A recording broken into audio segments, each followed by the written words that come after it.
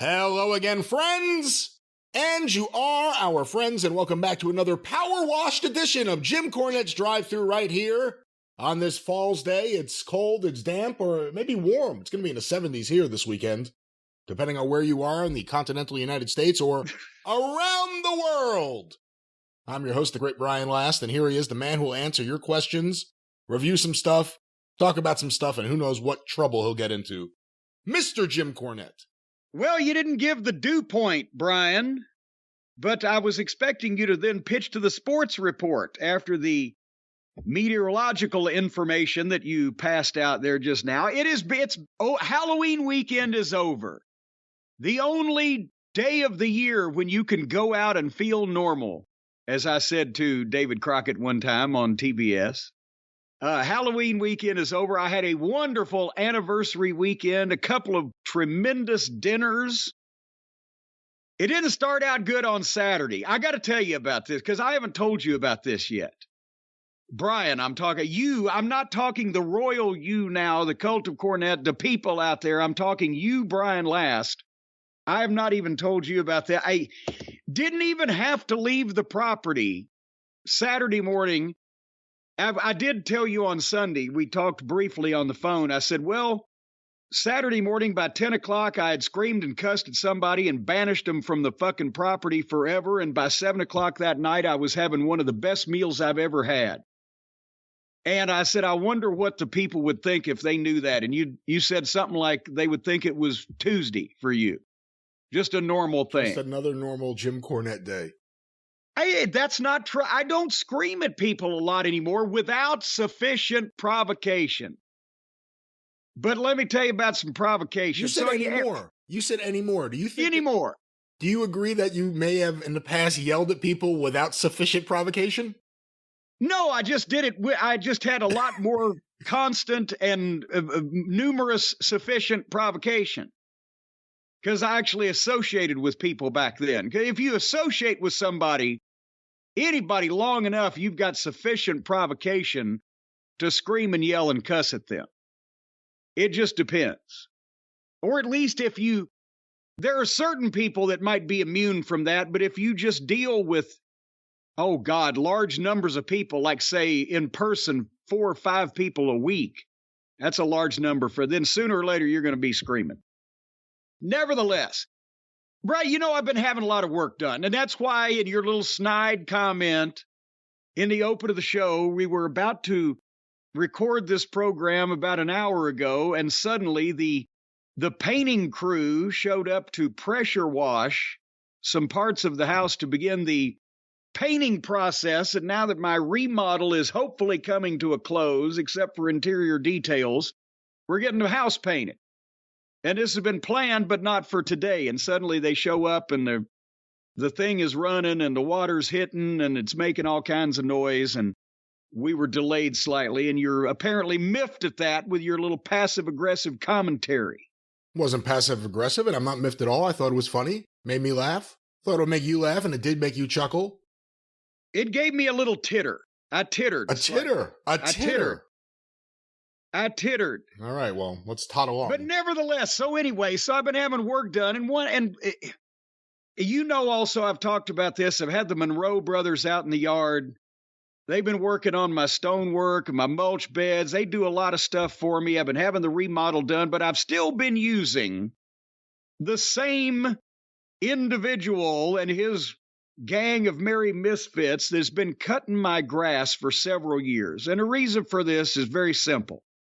Because I do not have room for a mower and all the apparatus that goes along with a lawnmower when my garage is I can't even put my vehicles in my garage because it's full of action figures and or things related to this remodel or whatever on a constant basis.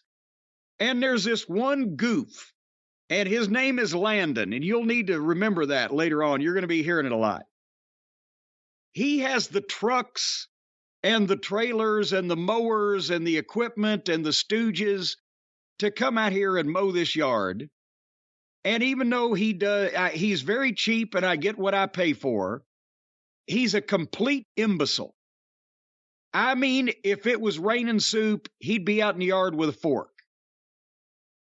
And his minions that work for him, there's this one fella's Hispanic. He's got an excuse. There's nothing wrong with being Hispanic, but English might not be his first language.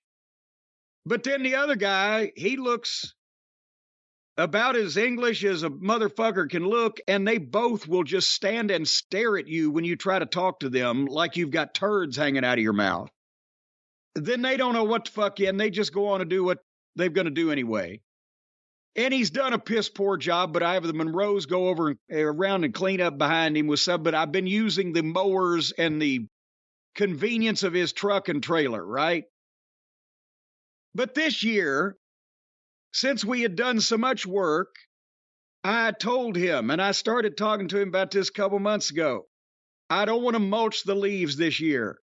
I want to do like the big boys do down at the big house on the corner, the big new house they built down on the corner of the road. I've seen them out there, and I've read about this on the internet, and I've talked to people. You blow them up, and you gather them up on a tarpaulin or one of these cyclone leaf rakes or all these commercials you're seeing. Do they have those commercials up there in the big city, Brian, for the cyclone leaf rake? I don't know if I've seen that one. It's where the guy is mowing his yard. He's riding his little riding mower. It looks like there's not a drop of sweat coming off of him. And you know he's hitting all them holes and the mole runs, and he's shaking his kidneys. But he's mulching the leaves, and it vacuums them up in the thing that he's hauling along behind him. And then you just, it's like it's a vacuuming of your yard. You haven't seen that commercial.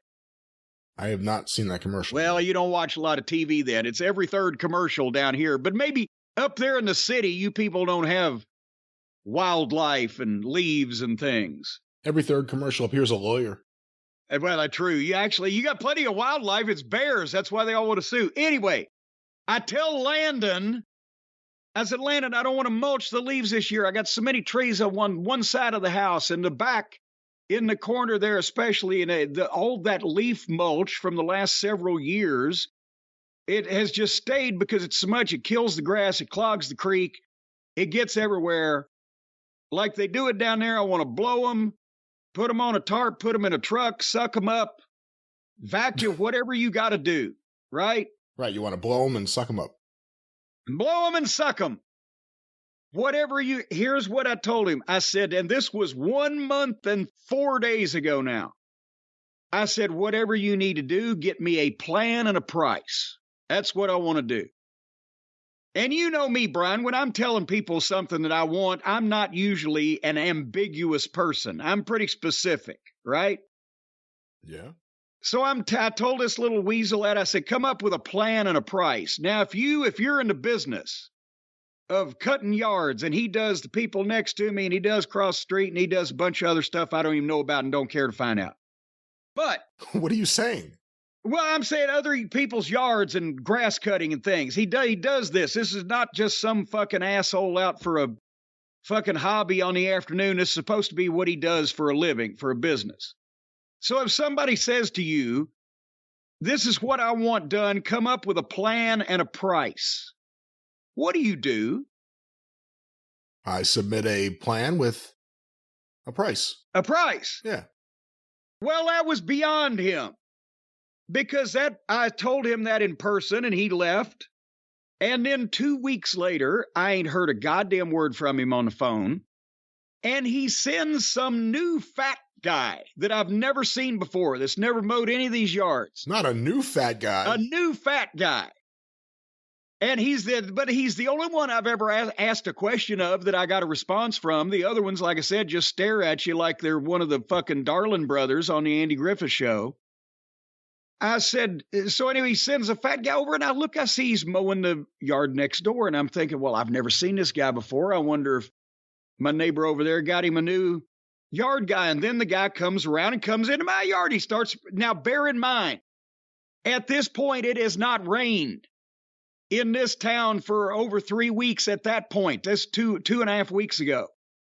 And the grass has not grown, and some of the leaves have fallen, but it's just enough to where if you try to mow this, all you're going to get is dust, and you're going to chop up leaves and spread them everywhere. He looked like the Tasmanian devil in the yard next to me. All the dust flying everywhere. The grass is almost dead. So he comes over. I got to chase him down from behind. He can't hear me screaming, stop, stop. I tap him on the shoulder. What? I said, what are you doing? I'm mowing. I said, I'm aware of that. I said, did Landon send you? Yeah. I said, I told him 2 weeks ago that I don't want to mulch the leaves this year, that I want to blow them and suck them up in some fashion.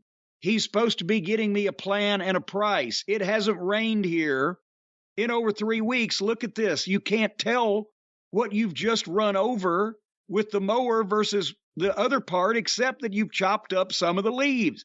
Let's not do that. You're blowing dust everywhere. Have Landon call me. I'll call Landon. He's pulling out his phone. I said, we'll do that. And then he leaves. I never hear from Landon. So then last week, 10 days ago, whatever, I call, I leave a message for Landon. Landon, now the wind and the rain that we had for the first time in 6 weeks has taken a lot of the leaves down. What is your plan for leaf removal as we've spoken about this year? No call back. Guess what I saw Saturday morning, Brian? What's that? I saw Landon and his stooges, and they showed up, and they are out in the front yard by the road, and they're blowing with these blowers. They're blowing all the leaves behind the fence and everything. And I'm thinking, okay, he's got a plan. He didn't want to tell me about it, but I guess, and I'm looking around, I'm like, I don't see any tarps. I don't see any truck. I see his trailer with his mowers, and he's mowing and mulching the leaves in the yard next to me. I said, when he comes over here, I guess I'll have to ask him what he's doing. And guess what he did? He bops around the fence. I see who I think is Landon. And he's on the mower, and he's going up the fence row in my yard, mulching up all the leaves. As they're blowing on one side, he's mulching leaves on the other side. So I go out there, and now he's in the back, and I'm trying to run, catch again. And I go and tap him on the shoulder, and he turns around. It's not Landon. It's the Hispanic fellow that stares at me like I have steaming turds in my mouth. And I repeat the question, what are you doing? And he stares at me. Where's Landon? And he stares. I said, Landon. And he points that away. Apparently, Landon is over somewhere on my neighbor's property. Well, now I've already walked 500 feet to catch this son of a bitch. Now I got to walk 500 feet back to the house and fucking go get my phone, try to call Landon, who's apparently somewhere within a 1,500 or 2,000 foot perimeter of me, because he showed up and he knows I'm home. The garage door's open, lights are on, and he's still not decided to tell me what he's going to do about my fucking leaves. So I call him, and guess what I get? Voicemail. I said, Landon, call me about these leaves, or just come over here. And then I look out about 10 minutes later, and there he is putt-putting up the drive in his mower, because apparently one of his stooges has told him I was looking for him. And I go out there, I said, Landon, I've been calling you. What is the plan? What are you doing today? I see the guy over on the other side blowing. He's blowing the leaves out from underneath the trees. I see the other guy over here on the mower mulching up the leaves that we talked about not mulching. You're supposed to give me a plan and a price. What's going on? Well, we do a combination of blowing and mulching. I said, no, that's what you've been doing every year, which is what I told you over a month ago we didn't want to do this year. And you're going to come up with me a plan and a price of how to vacuum or suck or blow all these leaves. Well, these are a lot of leaves. I said, I'm aware of that. Several acres worth. That's why I talked to you about this over a month ago, and I've been mentioning it. So you could come up with something. And I said, what the fuck was your plan? I said, every third commercial that I have seen is for the Cyclone leaf rake. Oh, those things are about $4,000. I said, okay, then I can buy one and stick it in my garage. We could use it every fall. I just came up with a plan in 5 seconds. This is your business, and you have not called me back with any plan. Were you going to, again, just do what you always do and not tell me and ignore all my phone calls? And then after the fact, you would think that was a good thing? Humna. And bear in mind, I'm talking to you, Brian, to bear this in mind. I'm not telling him this. Bear in mind, this fucking idiot has obviously not made one effort to investigate whether he could rent anything, as I mentioned, or whether he had an idea in his fucking empty head. Right? So as I tell you, and now that I've said all this, not only has he ignored what I asked for, not only has he ghosted me on the phone calls, not only has he sent people over twice to do what I asked him not to fucking do, without telling me that he had put no effort whatsoever into figuring out what I wanted him to do, regardless of how much money he was going to charge me, I didn't give a shit. So he's a complete blithering simpleton, right? So I say, you know what? Here's the thing, because I knew I was vibrating. And at this point, I was neither cussing him nor screaming, but I was indignant. I tell you what, here's the deal. Today, the dog's got the shits. I've got my anniversary dinner tonight. I'm very behind on my action figures, and I'm standing here in the goddamn driveway talking about this to you weeks and weeks and weeks after we first started, and we ain't no further along. So when you figure out a plan and a price to do what I would like you to do, get back with me. Otherwise, don't do nothing today. Because I know I need to go. Because I'm going to start screaming at this motherfucker and potentially snatching him around the throat. And as I say that and walk back in the garage, I hear him in his little droopy sad sack voice as he's meandering back over to his putt-putt mower. Well, Jim, I guess I'm just going to be quitting on you. And I stopped in my tracks. And slowly I turned, step by step, inch by... Actually, no, I stopped in my tracks. And then it wasn't slow. I spun around and said, you know what, motherfucker? I've been waiting for you to do that. I've been waiting for you to do that because you gave up on this job a long fucking time ago, you blithering simpleton, you fucking moron. Have I ever argued with you about money or not paid you? No, I would have paid you more, but you do such a shitty fucking job. Why do you think I have these other guys out here? Because they want to work and they want to make money and they know what they're fucking doing. They're not brick-headed simpletons like you and that cast of nitwits. I want you to get the fuck off this fucking property and don't ever goddamn come back. And you know what he did? He got on his little mower and he putted the fuck on out of here. And now, in addition to signing action figures and blah, blah, blah, blah, blah, I've had to call the guy that planted some stuff for me earlier this summer, right before the drought, to see if he could find a guy that he knows that could come over here and do the leaves professionally, which I'm awaiting that phone call now. And this little fucking prick can go piss up a rope and about got drug off his fucking mower and beheaded with the blades. So that's the way I started Saturday. You got a good yard guy, Brian? Yeah, my guy's all right. I'm not happy with him right now, actually, funny enough, but usually he's pretty good. Well, nevertheless, at least he didn't turn a mower up on my fence. That's about the only good thing I can say about this fucking guy. Has that happened to you? Well, the Mustang on the fence. See, at least he didn't put like the car ended up on my fence. He didn't end up the mower on my fence. He's done every other stupid thing. But you didn't get that, so it fell flat. I never know with you and these experiences you have over at Cornette or Castle Cornette and Cornette Creek and Cornette Way. And see, that's the thing is I don't yell at people because I interact with so few of them these days. But goddamn, you still can't find somebody that can scratch their ass with both hands. I'm pretty sure like 2 out of the last 5, or 2 out of every 5 stories about you at the house involve you yelling at someone. The Mustang story was you yelling at someone. Well, yeah, but I didn't invite him. That doesn't disqualify the yelling. That was a complete intrusion.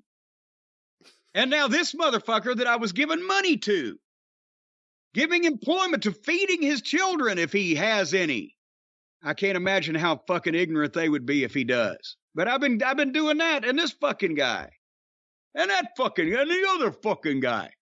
But I'll tell you what, the day ended well. Do you know where I had dinner on Saturday night? We had to do Saturday night, even though our anniversary, it was Monday, was Halloween, because this restaurant's not open on me. You know why this restaurant's not open on Sunday or Monday? No.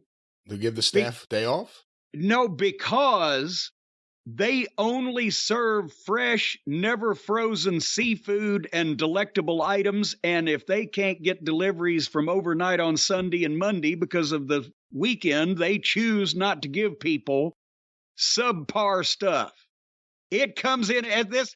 I'm telling, this fish has not only never been frozen, it actually, in the places that it lives, it had a thermostat. That's how comfortable this fish. You could tell this fish and this beef and everything else was comfortable until the day they met their maker. Pampered even.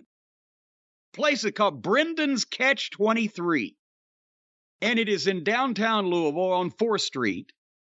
And it's a fine seafood establishment, but they also have incredible steaks. And that's where we went for our anniversary dinner. And I, for the first time in I don't know how long, was able to pleasantly surprise Stacy with something. Because I surprise her often, but generally it's with, you know, a silent but deadly fucking killer or something like that, you know, where it's not a pleasant surprise. This one was a pleasant one. You said you're moving out. No, hey, come on now. Hey. No, actually, I told her that she could move out. No, hey. No, it was a pleasant surprise. She knew we had a reservation. That's where we were going for dinner. But she did not know that under cover of darkness weeks ago, I had arranged for one of the private dining areas in Brendan's to be held for us that evening, and had populated that self-same private dining area with enough foliage and floral fauna that it looked like the goddamn jockey that just won the Kentucky Derby was going to be celebrating in there. When they walked us to the room, people were looking around like, are they going to where all the flowers are? And we had a view out of we had a curtain that we could close and eliminate the outside world, but instead we left that open because we had a view of the outside of the open kitchen area, and the facilitating area could be, you know, we like to watch shit like that. So we could draw that and be private, or we can watch the highly trained staff do their thing, which is fascinating. But I'll tell you what, not only several of these things were the best, and think about how many places I've eaten in the world, Brian, or in the country. I won't say the world. I went to England. They had food there. I remember the smell. But think how many restaurants I've eaten at in this country, shitty places and fine dining alike. It is not often that I go to one place that has 2 or 3 or more of the best examples of that thing that I've ever had. The filet mignon was not only perfectly cooked, it was like I was cutting it with a surgical scalpel. It just fell apart. I mean, just fantastic. They make all their own sauces. This is not even a paid announcement, folks. I got the 10-ounce filet with the béarnaise sauce with an add-on order of the giant sea scallops that were perfectly sautéed. Just the perfect sear. And they were just like butter. And then also a skewer of grilled shrimp, and also a crab cake. And with the mac and cheese, that is 4 different kinds of cheeses, scratch made with bacon crumbles, was the best mac and cheese I've ever had. The herb and Romano roasted potatoes Holy jumping catfish. They were amazing. And Stacy had the Chilean sea bass that was apparently in Chile about 6 o'clock that morning. It was so fresh, it almost finned her. You know they're pulling all that shit out of the river, right? No, not the Ohio River. I know anything that comes out of the Ohio River glows a certain color that you can tell. But no, I recommend this restaurant. It was amazing. We were there for like 3.5 hours. And the service is, I mean, I know we had a private room and he was doing a lot of egregious sucking up, but the service, they're all trained well. It's a dining experience, but the food is incredible. Just everything on the menu. You're going to make a somewhat serious financial commitment, so just don't go before the goddamn U of L game or whatever. But if it's a special occasion or whatever, or you're doing some sucking up to your intended betrothed or whatever, it's a great place. But I ate like I was going to the chair. All right. Well, speaking of chairs, we have no chair transitions this week. So... Is this your show? Are you running this bucket? Let me get a couple of things in, just to let the people like I haven't already. You know that, of course, the September 17th on sale date of the official Jim Cornette action figures just slammed everybody, but I'll have you know that if you ordered on September 17th, all 800 of you motherfuckers, is how many it was, all the orders from September 17th have either been delivered, shipped, or the last 100 are in the hands of the Feather Bottoms, and we're working on the backlog from there, and it's not nearly as egregious as the first one was, so we expect to have everything cleared by Thanksgiving, where I will be giving thanks that I have everything cleared. Now, remember, there's no waiting on the T-shirts and the autograph pictures and the behind-the-curtain graphic novels, Cult Cornette membership certificates, due to the Feather Bottoms special sorting system, but the action figures will be taken care of in the next, we're less under 4 weeks from Thanksgiving. Holy mackerel, how time flies, except if we think that, imagine how the turkeys feel. And real quickly, Tales from the Territories. I still haven't seen the Florida episode, but Stampede is taking place tonight as we speak, and next week, I believe, they said something about Portland. But Crockett and Jim Crockett Promotions in the Carolinas is still coming up, and I am featured in some fashion on that, to my understanding. 10 o'clock Eastern on Tuesday nights on Vice TV for Tales from the Territories. And also, thank you, everyone, once again, for whatever I trended for on Twitter while I was watching horror movies on Halloween with my wife and dog. But I trended again. I don't know why. Yeah, it's not really special anymore. You know, the special, here's what it is. This is an example. Remember the first couple of times? Oh, I'm trending. Well, that's nice. Now it's like, it's the same thing as like, a backstage attack, an abduction, somebody goes through a table. It's Tuesday. It's just normal, commonplace. I don't like to associate with the common people. If I can't like number one trend with a bullet, then I don't want to trend at all. Speaking of Twitter, what do you think of the news that's gone around since Elon Musk has purchased Twitter, that they're going to start selling for $20 a month the blue check mark? Even people who already have it, who are distinguished, they will have to begin paying, again, purportedly, $20 a month to continue to maintain the status of blue check mark. Well, then, and I just saw this morning somebody tweeted on Twitter, Stephen King, I think it was, well, I'm not going to pay that. And Elon Musk wrote him back, well, what about $8? Now, I thought Elon Musk was supposed to be Richard and goddamn King Solomon, and he's out here negotiating the price of a check mark on Twitter with noted authors. I've got a check mark. I told you how I got my check mark, right? But it's been several years. Do you remember? Did you care then? It was, I believe, someone from the UK, if I remember correctly. Yes, and here's the deal for the younger listeners, the newer people, is that I wondered why. Well, I didn't wonder. Stacy wondered, because when I got Twitter, she set it up for me I think when we got the website, and then every once in a while we'd be in the car and I'd say, well, why don't you tweet that? But I never actually tweeted anything myself or even went to the screen myself until I had about 60,000 followers. And then I can't remember what instigated me to do it, but I think it was when we started the podcast. Then I started so I've got the Twitter here on my computer, right? Because I don't have the smartphone and never shall. So then Stace noticed that somebody, when she had set up my Twitter account, somebody had gotten Jim Cornette at Jim Cornette and put my picture up, and they had like 20 followers or whatever.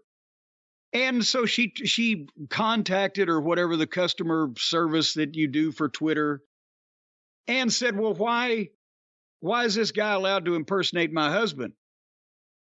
And can he have this, or why can't he have this, or whatever the fuck? And you know what? They said, well, can your husband prove he's him?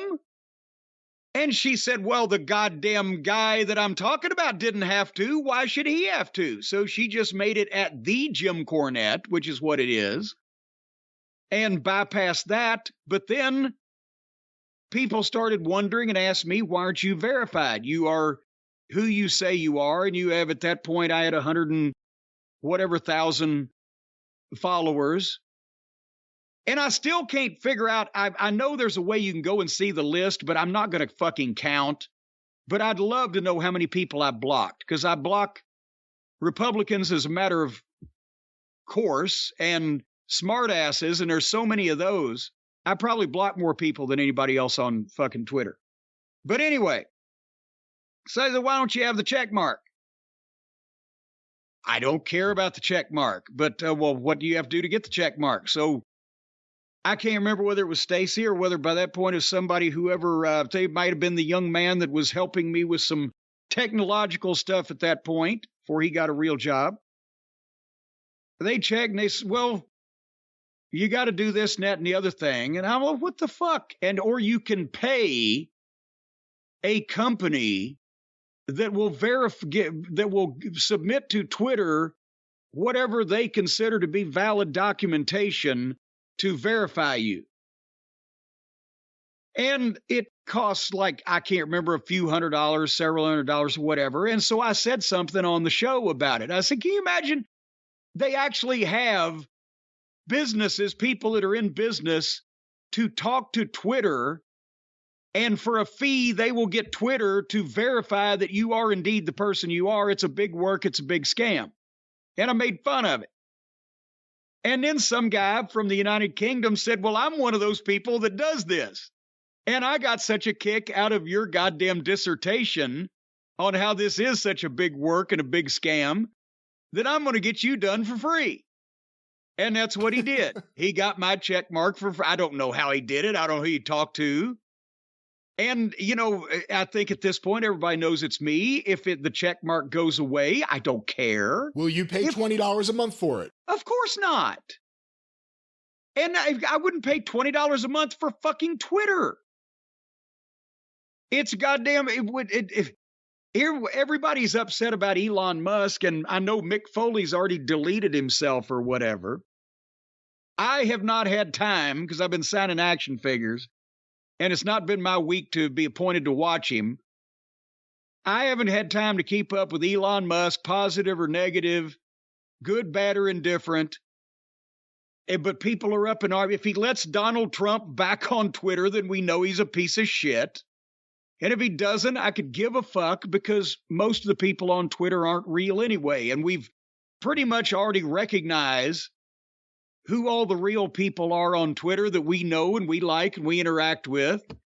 It's a picture of a person with some type of name that doesn't involve 16 numbers. And they've got more than 7 followers.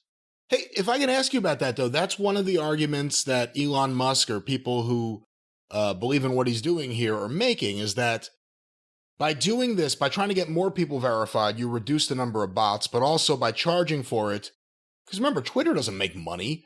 By charging for it, Twitter will It's not my fault they had a fucking bad idea to do something that don't make money. Well, that was going to be my second part of this. They need to make some money. They're hoping this will be something that'll generate the revenue because enough people will be desperate to be verified that they'll pay for this. Should Twitter be a utility? Oh, good God. No, a utility should have some element of necessary function, don't you think? A telephone company, electric company, gas company. Direct verified communication. Hold on. Well, but no, you can make that claim for internet, Wi-Fi, but not for fucking Twitter.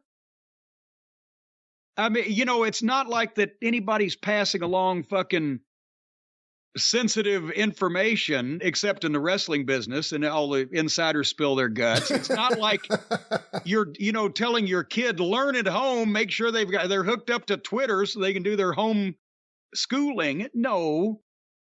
And when Stacy told me, said Mick deleted his Twitter because of, and of course, remember Mick was the first one to go home when Vince screwed Brett, and Mick he was the first one to come back after Vince screwed Brett. Well, because he was actually the only one besides family members that left, so he kind of had to come back unless he stayed. But he's just incredibly nice. But I look at that like, why am I? I like Twitter in terms of being able to send stuff out to the people that follow us on here's our new clips or here's what's going on, or retweet some of the funny things that they send, or some of the classic wrestling clips. So that's, but it's not like that you couldn't do without fucking Twitter in your life, for fuck's sake. It would probably save you it'd save me about 30 or 45 minutes a day when I get up in the morning and scroll through everything and see what's going on. And then I know you're going to be tweeting something later on, so I'll come back to it every so often, but a lot of people are on here a lot. Oh, yeah. And they could probably, find other hobbies, but it's not a necessity of life. And that's the thing is, I told Stace, I said, well, if Mick has deleted his account because he's afraid that Elon Musk is going to be a fucking, greedy billionaire and let Trump or criminals or liars such as him back on here to spread bullshit and cause trouble for the whole country, I can see him taking a stand. But the thing is, that's kind of like there being a shitty newspaper and you decided not to write a letter to the editor of that newspaper telling him what a shitty fucking newspaper he's running. That would be, to me, what are they going to kick Mick off Twitter for knocking Twitter? How would that be received by the general populace? Talk about the McMahons. You want to be mad at people? Talk about the people you actually know. How about that? But that's the thing is, I would rather if he puts Donald Trump back on, or lets this right-wing bullshit go on that is, actually now already has started causing violence. But besides that, it just makes these simple-minded fucks believe that there's a goddamn emergency going on in the country, that they have to go out in their tinfoil hats and their Revolutionary War outfits and right the wrong. That's dangerous. That's yelling fire in a crowded theater. That shouldn't be allowed. But if you have any validation whatsoever in the fact that a statement you're making is truthful, then that should be allowed, but not just shit just to stir up these dipshits that have already caused enough fucking trouble.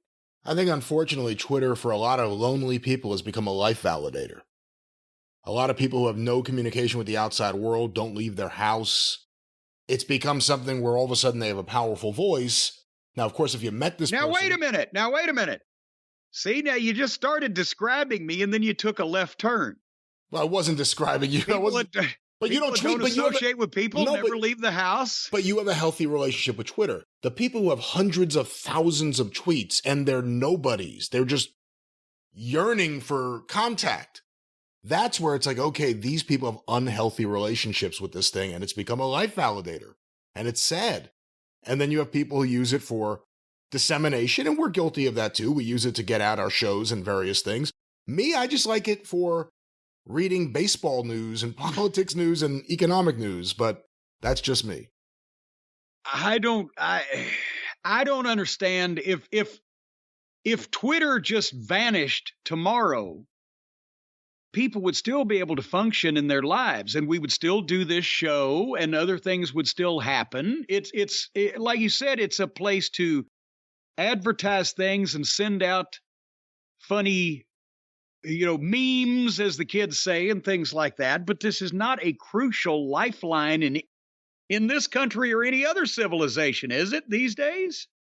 I think to some of the lonely people, they think it is. It's their own. Well, this is for all the lonely people who tweet way more than they should.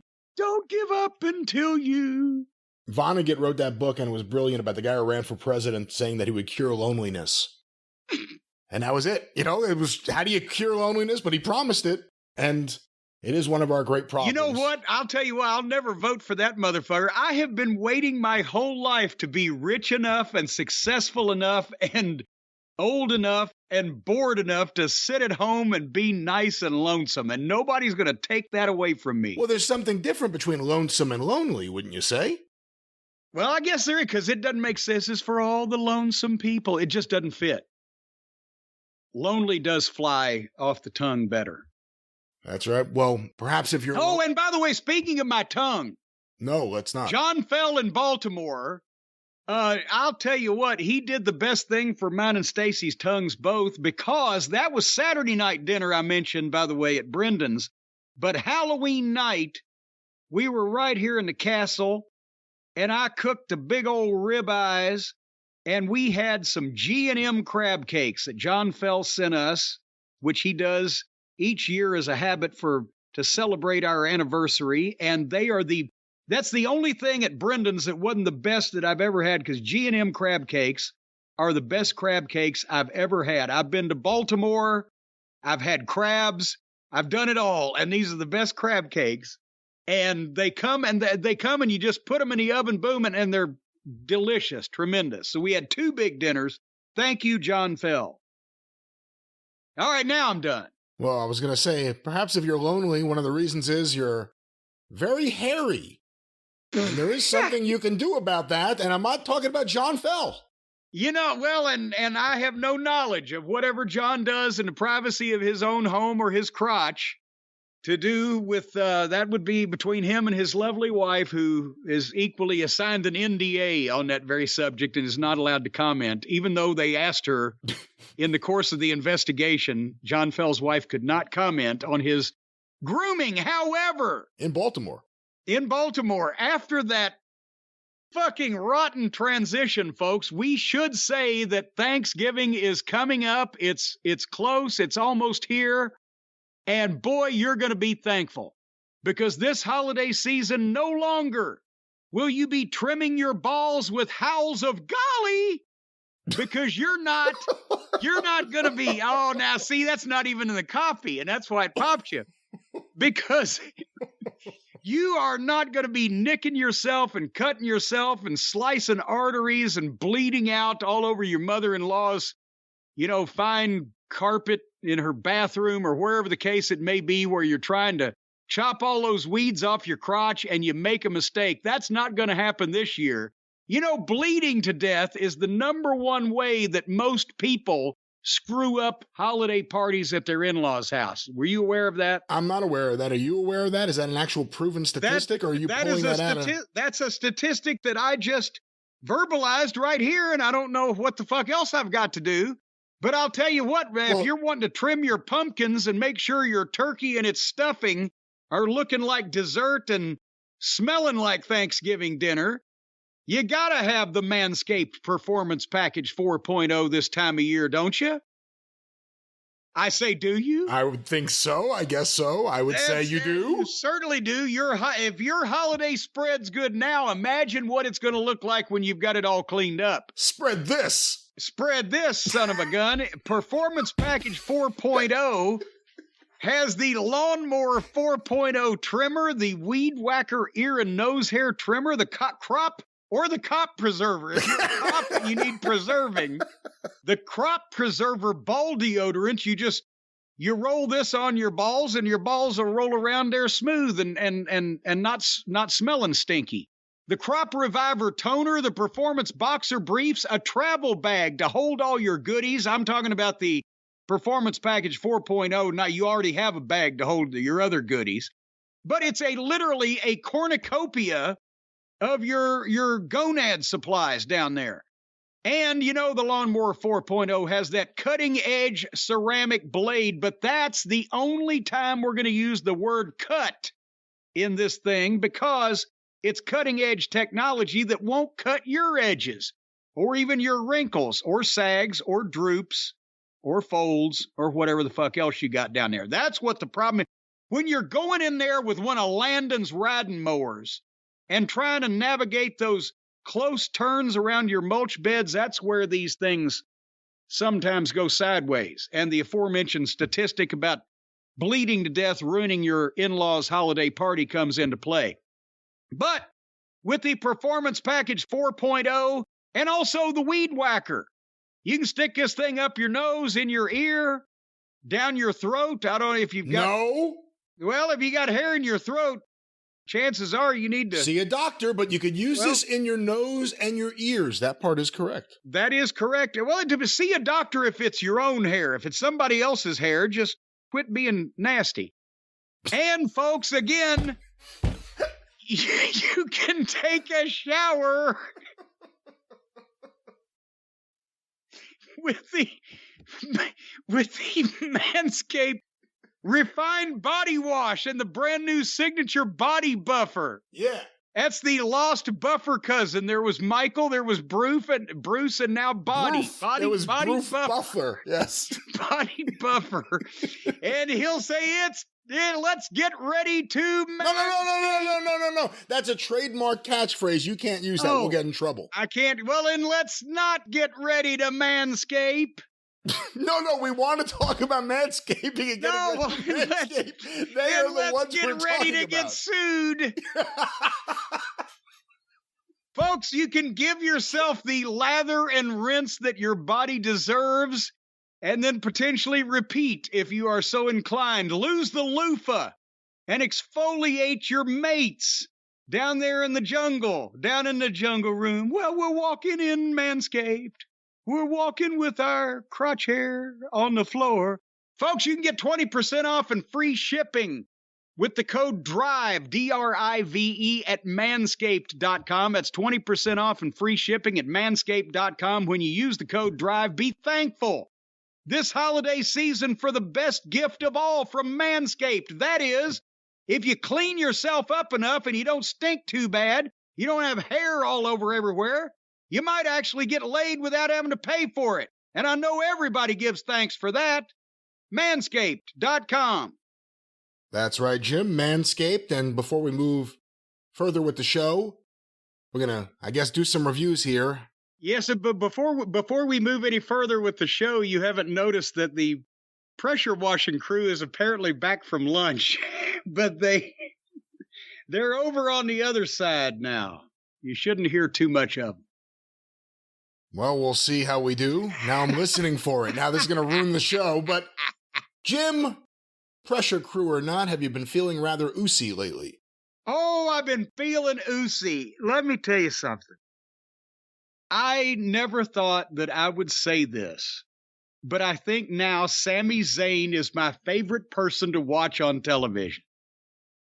El Generico certainly wasn't, but Sami Zayn is incredible. And this whole thing with the bloodline and the Usos and the Usies, obviously SmackDown this past Friday night, and this is one of only a couple of things I saw because I think SmackDown was preempted on at least my Fox station this past Friday because neither DVR got it. And then I understand that it was going to be preempted this Friday and go to FS1 because of the World Series, but now they've had a rain delay. You would know more about this than I, Brian Gehrig. Let's go with a Mets name. You can use Seaver, but I'm Brian Last. I wrote my original name, but I don't know any Mets names. How about that? Well, you know Tom Seaver. Except for Milton Metz. He was a host of the morning news here in Louisville for many years. Milton Metz, great guy. Have you heard of Darryl Strawberry? No, but I've heard of his cousin, strawberry cheesecake. All right, you've heard of Darryl Strawberry. But anyway, what I was going to say is Game 3 of the World Series was supposed to be last night as we were recording, Monday night. It was rained out. It's going to be today. It was a rain? It was a rained out. I don't know why I'm talking like the Italian restaurant now. It was a rained out. It was a rained out. But it will be taking a place tonight, and then every other game got pushed back. So that changes the schedule. It probably helped Raw with the ratings. I saw the clips of certain highlights of the program because of this troublesome changing of schedule in various places. And obviously what everybody was talking about, the Bloodline interview where Reigns and Heyman and the Usos and Solo and Sammy came out, and Roman Reigns in no uncertain terms told Jey Uso and Sami Zayn to get their shit together, bury the hatchet, settle their differences, whatever the case may be. Everybody needs to be pulling the same rope here in the Bloodline. And Sami Zayn is brilliant. He's so... It's not just that if somebody had written this for him, it wouldn't have been the same. He delivers it so well because he's taking the story. He's taking the content that they're giving him, the point of the thing, but he's turning it into his own weaselish delivery. And he's such a convincing, toadying, stoogey, flunky type of disingenuous. I mean, all the adjectives and nouns and verbs and adverbs you can come up with. He's great. And you can tell he's a weasel, but he's such an entertaining weasel that he's becoming the biggest babyface in the business. So he apologizes to Jey. He likes him. Why don't you like me? I'm sorry for whatever I've done. The fans are cheering his apology. He tries to shake Jey's hand, and Jey doesn't want to. And it's basically said, get that hand out of my face. And then Jey finally tells Sammy off. I don't like nothing about you. How are you part of the bloodline when you ain't blood? You're blah, blah, blah. You're just a fake-ass oos. And then Sammy said, but the tribal chief wants peace. And he's worked Jey up so bad that Jey says, I don't give a damn what the tribal chief says. And they had the perfect camera shot, which obviously, because they're brilliant at production, you see Roman's face react and the place blows at the same time because they know what the fuck he's just done. And they start chanting, you fucked up, you fucked up. I would have to think the Fox network at some point may say something to him, because last time I checked, they were technically in violation of Federal Communications Commission requirements there, and if anybody wanted to press it, they would be subject to a heavy fine for broadcasting the word fuck over and over on network television. But nevertheless, the people went crazy, and Sammy then, as Roman gets in Jey's face, Sammy tries to calm Roman down, and that's when he hit the line, you know, Jey's been going through a lot. He hadn't been feeling very oozy. And now he's cracked Reigns and Jey. All in one shot. Everyone's in the same frame. Everybody's in the same frame. And now Jey, who's already, because Roman's having fun with this, and Jey was already a little bit when Sammy was talking before, but now he's not feeling very oozy, and the people laughed. And I've been in that position when the people in the building laugh and it's contagious, and you got your friends there, and you get the giggles. We get the giggles every once in a while here on the program. Not today, we haven't, but.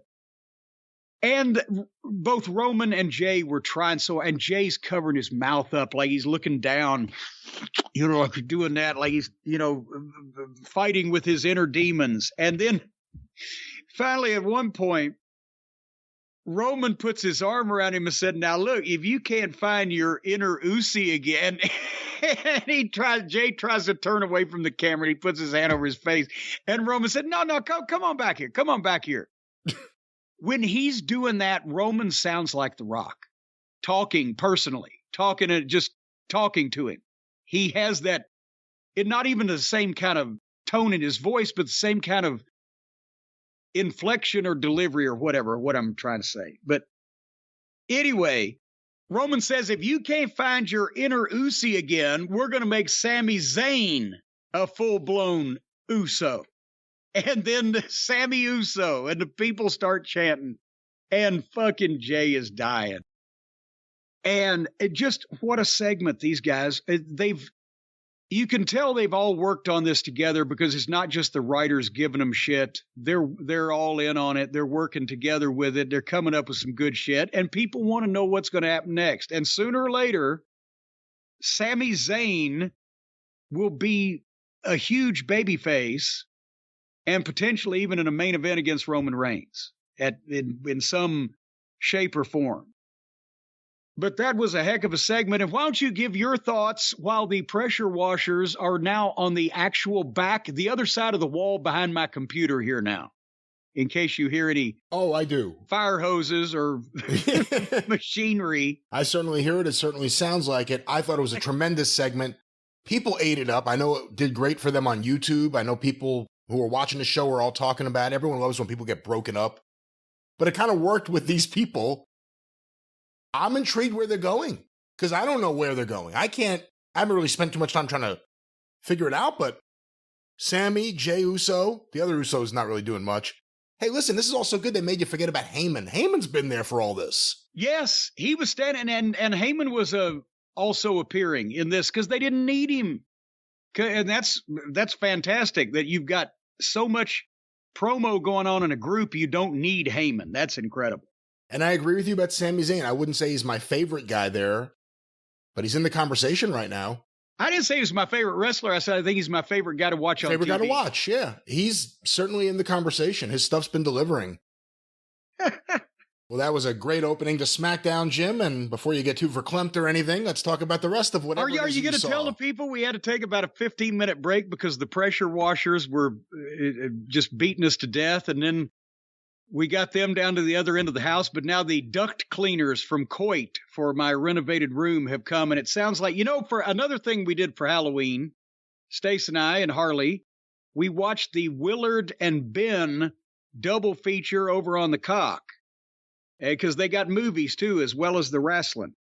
And it sounds, when they're cleaning the ducts down in the room downstairs, it sounds like there's 10,000 rats scurrying through the ceiling and the walls of that room. So if you hear that, I don't have rats. Not anymore. I'm retired from that, but now I've just got duct cleaners. What's Willard and Ben? Is that like a claymation thing? Are you no, oh God, hold on, wait a minute. Seriously? What the fuck? We got to put the pause button on, because now there is millions and millions of Cult of Cornette members and listeners around the world scoffing at you, Brian Last. The movies, Willard and Ben. Oh, try it again? I thought you said there were going to be a new series of shows that you were watching on Peacock, which surprised me. No, I said they had the double feature of Willard and Ben for Halloween on the Cock. You do know, okay. I do know Ben because it influenced Michael Jackson to write his One Love song, which was about a rat. No, okay, see, you don't know anything. You have no knowledge of anything. It's not that he wrote that song because he loved a rat. Ben was the sequel to Willard. Willard was the troubled Ute in the movie that befriended a white rat. And then the white rat found a friend that was a darker, like a brown or black rat and he named it Ben. And then when the white Socrates, the kindly, loving white rat, when it was killed by the evil owner of the company that had stolen the company from Willard's father, played by Ernie Borgnine, I'll have you know, killed Socrates, and Ben went on the warpath, and so did Willard, and they got even. They killed a bunch of people, and then they ended up turning on Willard. But Ben escaped the wrath of the authorities and came back for Ben, where he found another young, troubled Ute, even younger. He was a younger Ute, and he had a bad heart, and he was forced to stay in the house, and he had no friends. But he had musical talent. He was a talented young kid. Too bad he didn't have Twitter. Too bad he didn't have Twitter. He could have connected with the world instead of befriending Ben. Ben, the two of us need to look no more. We've both found what we've been looking for. See? And that's when he wrote the song in the movie, because he was tinkling on his piano, the young man. Ben, the two of us need look no more. For the record, we both found what we were looking for. I'm sure this explains a lot, but to have I thought you were saying it was a show called Willard and Ben that everyone knew, and I was like, I've never heard of this show. And by the way, the show I was thinking of was Wallace and Gromit, the claymation. Well, see, that's close to Willard and Ben. You've got Wallace and you got Gromit. But nevertheless, the kid wrote the song in the movie, and then Michael Jackson released it, his ode, his paean love song to a rat, and it was a touching thing. Until years later, when you realize what a freak he was, and then it may have started with this rat love. Well, hey, there's the North American Rat Love Association. was based out of Memphis, I believe. It was based in, but nevertheless, your rats they're kind and clean little animals. Remember, I've had some pet rats, not the wild ones you find out there. You don't know where they've been, but the pet store rats. If you've got an enclosed area or a small city apartment or whatever, you can't have a dog running around. Yeah, a little rat. They're very loving. Are dogs the perfect pet? A dog is a perfect pet. Yes, and many dogs. Actually, just have a bunch of dogs. Just don't have people. What do you think of cats? Cats are cute and cats are furry, but cats are also a little prickish, and I'm somewhat allergic. What about hamsters? Well, hamsters are they're inoffensive little creatures. They just like to sit there and piss and shit and chew on their seed all day. Turtles and frogs. Now what the fuck is this? Now, am I Marlon Perkins? While Brian stays in the truck, I'll go and search for the saber-toothed porpoise. That wasn't on my list. I'm not good. I've played when I was a child with frogs and tortoises and turtles and things, but I'm not going to have them as pets and name them and, And I don't like spiders and snakes, and that ain't what it takes to love me like I want to be loved by you. What about fish? A fresh fish tank. A fresh fish for me to pull them out of and them to be fried for me. A fish tank is nice to look at, but that's a lot of maintenance, and I'll be a son of a bitch. You can't teach those fish to do a thing. Not a thing. A trick. Roll over. I taught a bunch of fish when I was a kid to play dead. That's the only thing I ever learned from me. Were we talking about the wrestling? Speaking of playing dead, we were talking about SmackDown. Oh, yeah. Well, what else was on there? I'll tell you what. Bray Wyatt. Okay. All right, let me get it over with now. You were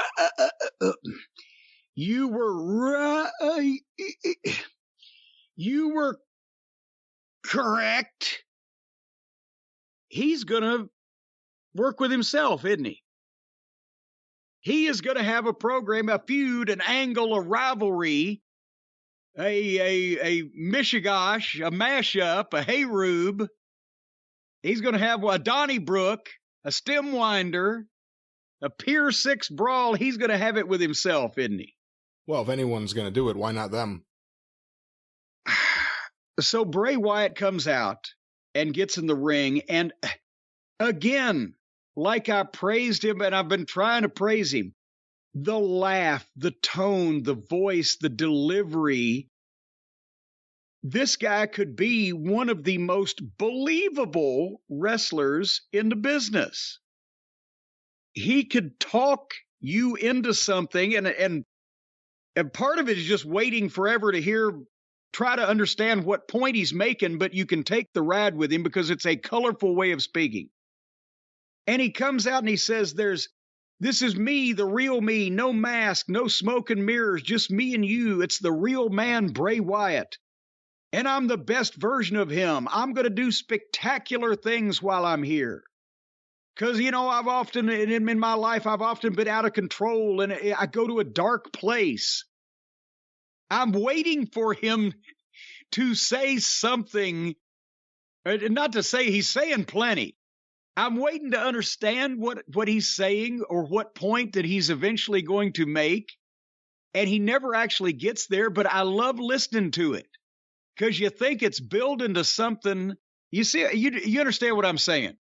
There's a lot of anticipation here. I mean, ever come out and say it, man, just say it. But it's a great delivery, and he could be one of the most believable people, like Blackjack Mulligan was as a promo when, and let's face it, I mean, he was so big, and for a massive man like that, his work was good, but he wasn't like Ricky Steamboat, right? But he could talk. He could talk you in. He built his cast of characters in Eagle Pass, Texas, and he drew the people into what he was saying. Well, this guy could do the same thing, but it appears that he doesn't want to be the most believable guy. He wants to be the most unbelievable, the most spookiest. Take the Undertaker and Kane and wrap them up times 10 with Papa Shango as a fucking chaser. And as he's doing this promo and he's saying he's done horrible things, a part of him is not afraid to do that. But there'll come another time when someone will ask me to do something horrible. I'm like, what the fuck? And then the video pops up. And it's a guy, someone in a spooky mask with quick cuts and darkness and effects, video effects all over it, doing a promo about mask wearing and the mask you're wearing. And I don't know what the fuck is going on now. I can't understand half of it, but it's spooky. And finally, he reveals himself as Uncle Howdy. And it looks like, as I think a number of people have pointed out, a mask. If Barry Windham was a zombie, this is what the mask that Uncle Howdy wears would look. And it just so happens that fucking Barry Windham is his uncle. Does that make him Boy Howdy? It maybe makes him Boy Howdy. All these. Yeah, you know what? That's what I said. Boy Howdy so many times. I finally conjured up Bray Wyatt. So I'm not saying that I'm trying to pitch the idea that Barry Windham is coming in to work with Bray Wyatt. I'm saying it's his it's another personality somehow of himself and with his convoluted family dark thoughts in his brain that makes him do horrible things or whatever. But goddamn, I don't know what to think about all this. But I actually think, and people have been tweeting us and people have been emailing me, and they've been saying, you're going to have to say Brian was right. He's about to work a program with himself. And I think you're right. I think he's about to work a program with himself. I mean, the promo in the ring versus the guy on the screen might work, but when they actually have to have a match, how are they going to figure that out? Unless Uncle Howdy, you said it looked like Barry Windham, a zombie Barry Windham. It looked like someone cut the skin off Barry Windham's face. Hey! And just like put it on like a creepy mask. And somehow he also has a production team, this creepy man. And he submitted this 2-inch reel or whatever he submitted to the studio. I'm not surprised. This is what I thought. I mean, this may be one of those guys where Vince wasn't the problem.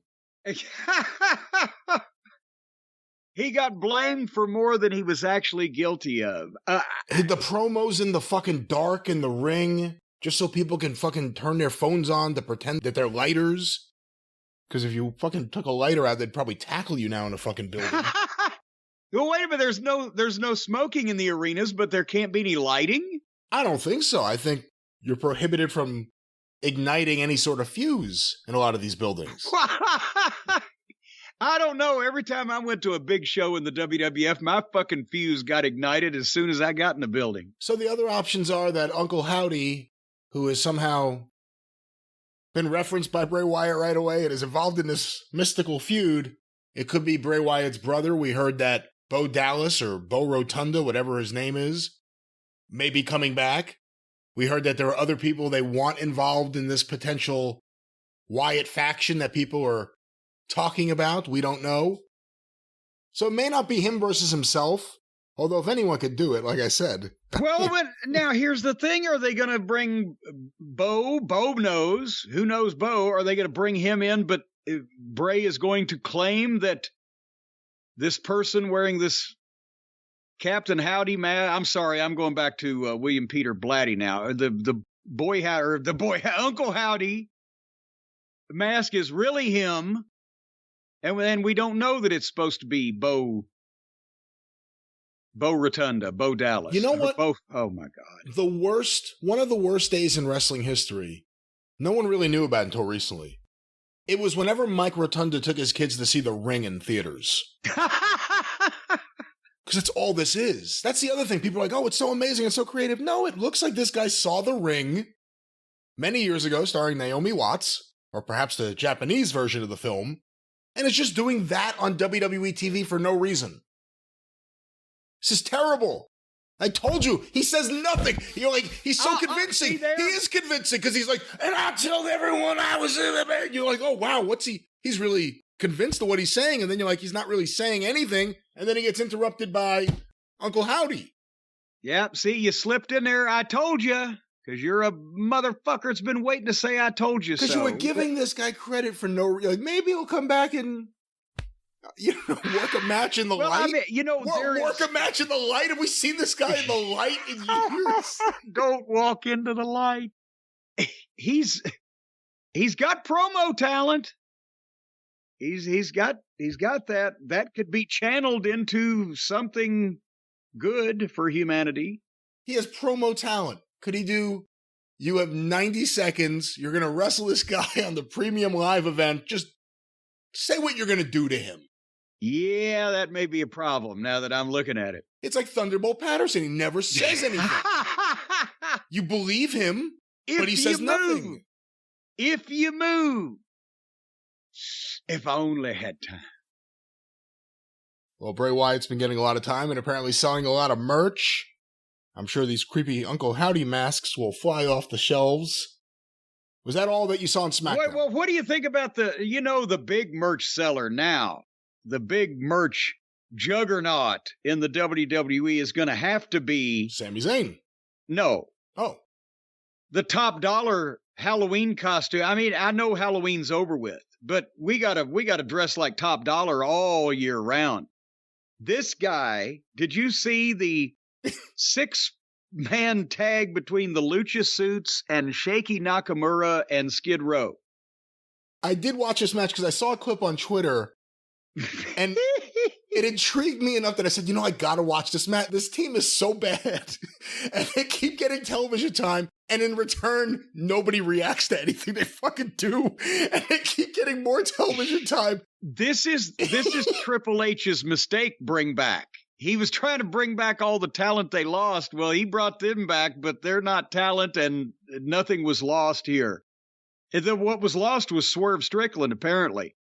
I saw wasn't treated to the entire thing, but I saw the clip that they released on their own recognizance, on their own website. And God, they're doing a 4-way at the start. B-Fab is just standing in the ring, the manageress wandering around. And then they highlighted top dollar acts like he is a combination of Jimmy Superfly Snuka, The Rock, and fucking, I don't know, goddamn Gorgeous George, while he looks like a fat basketball dad on the playground swearing that he can dunk and failing every time. But then watch this. He grabs the guy's hand, he points to the turnbuckle like, oh, the people are going to see me go to the turnbuckle. And then he wallers his fat ass up on top and stands there while the guy's helping him balance, and then he jumps off and gives him a baba chop to the fucking head. Oh my God. This is a nearly 40-year-old man. Did we not? We established that he's closing in on 40 and he's dressing like he's 16 on the playground in the hood. Oh, that was the problem with the chop that got no reaction from anyone? Well, no, I mean the dress, the work, the lumber. He'll point to the ropes like, I'm going to go hit the ropes and do something cool. And then he'll lumber into the ropes like somebody arm whipped a goddamn chest of drawers into the fucking ropes. And then a schiffer robe comes back. And then there's the Davenport. I don't know what. Top dollar. Have we ever figured out why he was the one they picked to host the show where they hunt down the wrestling memorabilia? No, but he was okay at that. He had no product knowledge really, and we were like, who the fuck is this guy and where'd he come from that he's running this show? But he sounded like he could fucking negotiate somebody down on one of their prized possessions, but he can't fucking wrestle. I don't know. And would somebody please tell B-Fab to not be scared? She looks like she's just surrounded by clouds of uncertainty as to what she's supposed to be doing out there. She looks like a deer on ice. What should she be doing out there?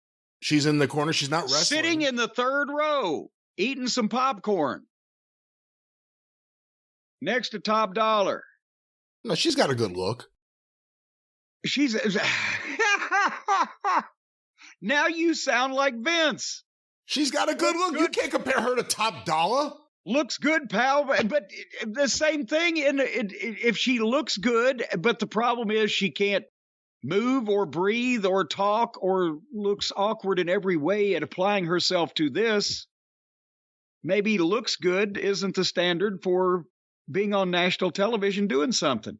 I'm an incredibly good-looking man, but I don't know that I should be given a job trying to, let's say, repair the mainframe of the World Wide Web. I'm probably not equipped or educated for it. But I'm good looking. I don't know what to say about any of what you just said. But Hit Row continues to be a fun watch on SmackDown. Speaking of Friday night, yeah. Did you hear about the Rampage on the other channel? I did hear about it. I heard from some people who were there. The Wrestling News' Brian Solomon, I believe, was there, and I read some reviews on different message boards and different groups from people. I've seen a lot about this show, yeah. Yeah. Well, they finally got a rating they deserve, because this had to be one of the worst live television wrestling programs I've ever seen in my life, and they've got to do something, certainly. Certainly. Because they're down to, 375,000? The ratings of Rampage on TBS are lower than our podcast. For fuck's sake. And did you see any of it? I just real briefly, I want to tell you what they foisted off on the population, and this has got to be a topic of conversation at this point. In AEW, they've got an hour of national cable television on a Friday night, and they're doing absolutely nothing with it. And now I understand they're trying to run live rampages where they tape in front of these people, and they did this at the Mohegan Sun Casino. All they taped was their YouTube shit and then this program. And not only expected people that paid to sit through it all, but to be happy about it. And they've got to, even if they want to run these people off at the live event, this was a time slot that was given them by Warner Media or whoever was in charge at that point, because they changed from TNT to TBS. And so this was a gift time slot, and they're programming it like they don't want people to watch. Literally, they could put an infomercial on or a rerun of a program they already pay for and do better numbers than this. So anyway, do you know what a world title eliminator match is, Brian? I'm not going to make any jokes or anything. I was wondering this after Dynamite, 'cause they announced a world title eliminator match coming up for Moxley. But I was confused. Is it Moxley against people that he eliminates, or is it people who have to eliminate each other to get the Moxley? No, it's a non-title match. And if they win, they beat Moxley, they get a title match. So it's a non-title match. But what's the eliminator part? Well, if they don't win, they don't get a title match. But he's wrestling a guy that would have never got a fucking title match anyway. Moxley versus Daddy Mac Daddy. That's overly complicated. And 5 seconds after the start of the match, they were on the floor and Moxley was throwing fake punches. And they were out there about 2 minutes at least. So anyway, Moxley won that. And then here comes Stokely with Lee Moriarty, who still has green hair. And I've never seen this before. I want to paint this picture for you. Moxley standing in the ring. Stokely and Moriarty come down the fucking ramp, right? Stokely starts cutting a promo on how good Moriarty is. And then said, but never, I'll let him tell you. And the guy's standing right there, right? And they go to the big screen where it's a fucking video of the guy that's standing there next to Stokely cutting a promo on Moxley. Did you understand what I just said? Not exactly. So he was in the ring with Lee Moriarty and then... No. Moriarty and Stokely are in the entranceway. Moxley's in the ring. Okay. Stokely cuts a promo on Moxley. Right. And then Stokely hands it over to Moriarty and they pitch to a video so that Moriarty is standing there in the entranceway, but there's a video of him on the screen cutting a promo on Moxley. The fuck is that? I don't know. So then the next match was Keith Lee against Serpentico. And there was charitably a 225-pound weight difference. And Serpentico looked like a kid in a generic wrestling lucha costume. And the match was a powerbomb 1, 2, 3. I mean, it was the right result, but my God, why would you book that?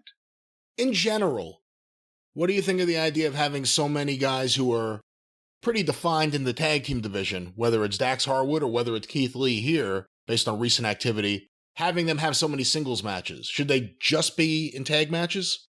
Yes, until they get over as a team, yes. And I know some people, so FTR aren't over? No, they are over because the fans decided they were good, but the booking in AEW has never gotten them over or put them over. They had the same thing as everybody else.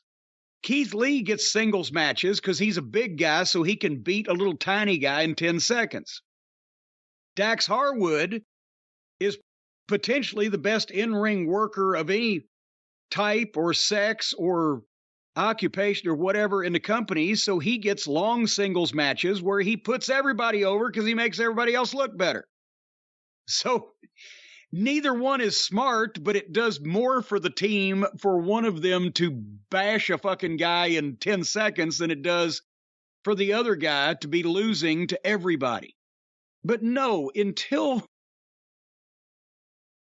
you actually get somebody over with a series of wins or more wins than losses on television in the primary role you want them to be in, whether it be a single or a tag team or a heel or babyface or whatever, you don't go breaking tag teams up and having them do singles matches, much less lose singles matches before they've established any kind of credibility as a team.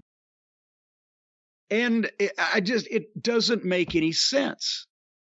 When's the last time we saw Lee and Swerve in the same place? I think once out of the last 3 or 4 weeks, much less wrestling together. Right, so anyway. If you have Serpentico there, why not tag him up with another one of the job guys and have them lose to those two in 30 seconds? Just give him a win. It might make sense. And anyway, and then there's the whole issue of booking Serpentico or Burking Serpentico. Didn't we read he's an agent now? No, I think that was another Angelico. No, it was him. It was the one who used to tag with Luther. Because Luther's an agent.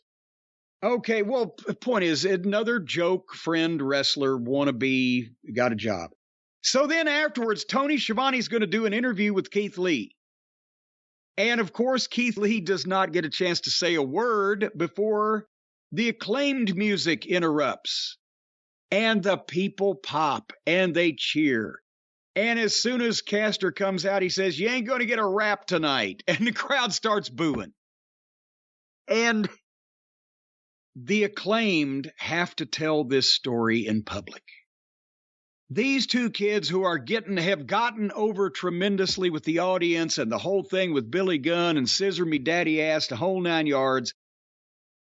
Again, they're not the second coming of Steamboat and Youngblood in the ring, but they're green and they'll learn and they're over. So the first thing you need to do is put them in stupid shit that nobody believes and everybody laughs at, and diminish all of their popularity because the fans are going, well, now they're just fucking morons too. They have to tell the story that Billy Gunn is missing and they don't know where he is. And Tony Schiavone says that, well, we heard that Billy had a family emergency. Well, it seems like his adopted sons would know that before Tony Schiavone, who he needs to get a haircut and drop the earring or go ahead and admit that he's a 65-year-old fucking hippie who used to live in a tent in the Haight-Ashbury district. But anyway, as soon as Tony says that, Swerve pops up on the screen. Because we were wondering where old Swerve was. Well, he is in a dark room with Billy Gunn, kidnapped, tied up, taken away, and held for ransom. He's tied to a chair, and now, again, Billy Gunn, more popular than he's been in 20 years, maybe ever. And they're going to do this to him and get people laughing at him instead of with him and getting people rolling their eyes at this whole thing on a show that the only saving grace now is nobody's watching it. Maybe the folks on Wednesday night won't have heard about this. So then Billy and Swerve start talking to each other, even though Billy's tied up with his hands behind him, tied to the chair. He's like, well, you ain't going to get away with this. Oh, yes, I am. Stuff like that. And then finally, Swerve shows Billy a pair of pliers, walks behind him, and reaches down. And at first I thought he was going to go for the nuts, but instead he went for obviously one of the fingers, but you can't see. But Billy starts screaming. So now they're expecting the people to believe that Swerve is cutting off one of Billy Gunn's fingers with a pair of pliers, and Billy's going along with it. And he's being obviously fake and selling for this guy in this bad skit. And this is the way that you kill talent off that the fans have decided they like for themselves, by making them so stupid and nonsensical that you can't like them anymore. And of course, then the Acclaimed jump out of the ring at that point and run to the back. Where are they going? Where? Yeah. Apparently they don't know where the fuck Billy is, because that's what they said 5 minutes ago. And then Keith Lee's standing there in the ring, and he makes the conflicted face, like, am I with my partner taking this guy's fingers off with a pair of pliers, or am I not? This was some hot fucking garbage. I didn't see this, but I'm listening to you, and I've heard some other people talk about it. I didn't realize all the details, to be honest. The Acclaimed are going to have a rare distinction of being an AEW act that AEW perfectly captured the momentum briefly, and AEW, just like everyone else, they're starting to blow the momentum. Well, and that's what they're not going to be different than anything else. Wardlow had momentum. FTR had momentum. Hobbs and Starks, one or the other at one time or another, had a little momentum. And there you go. And did the Acclaim say anything good about CM Punk? Because that's what everybody else had in common, was they praised Punk. And they got their nuts cut off. Well, the Acclaim probably weren't praising Punk, or elsewise he would have cut Billy's nuts off instead of his finger. So then on this program, Madison Rayne worked with Ty Melocanti And boy, howdy, if I sat down and went through it, it was a wrestling school girls practice match with no leader.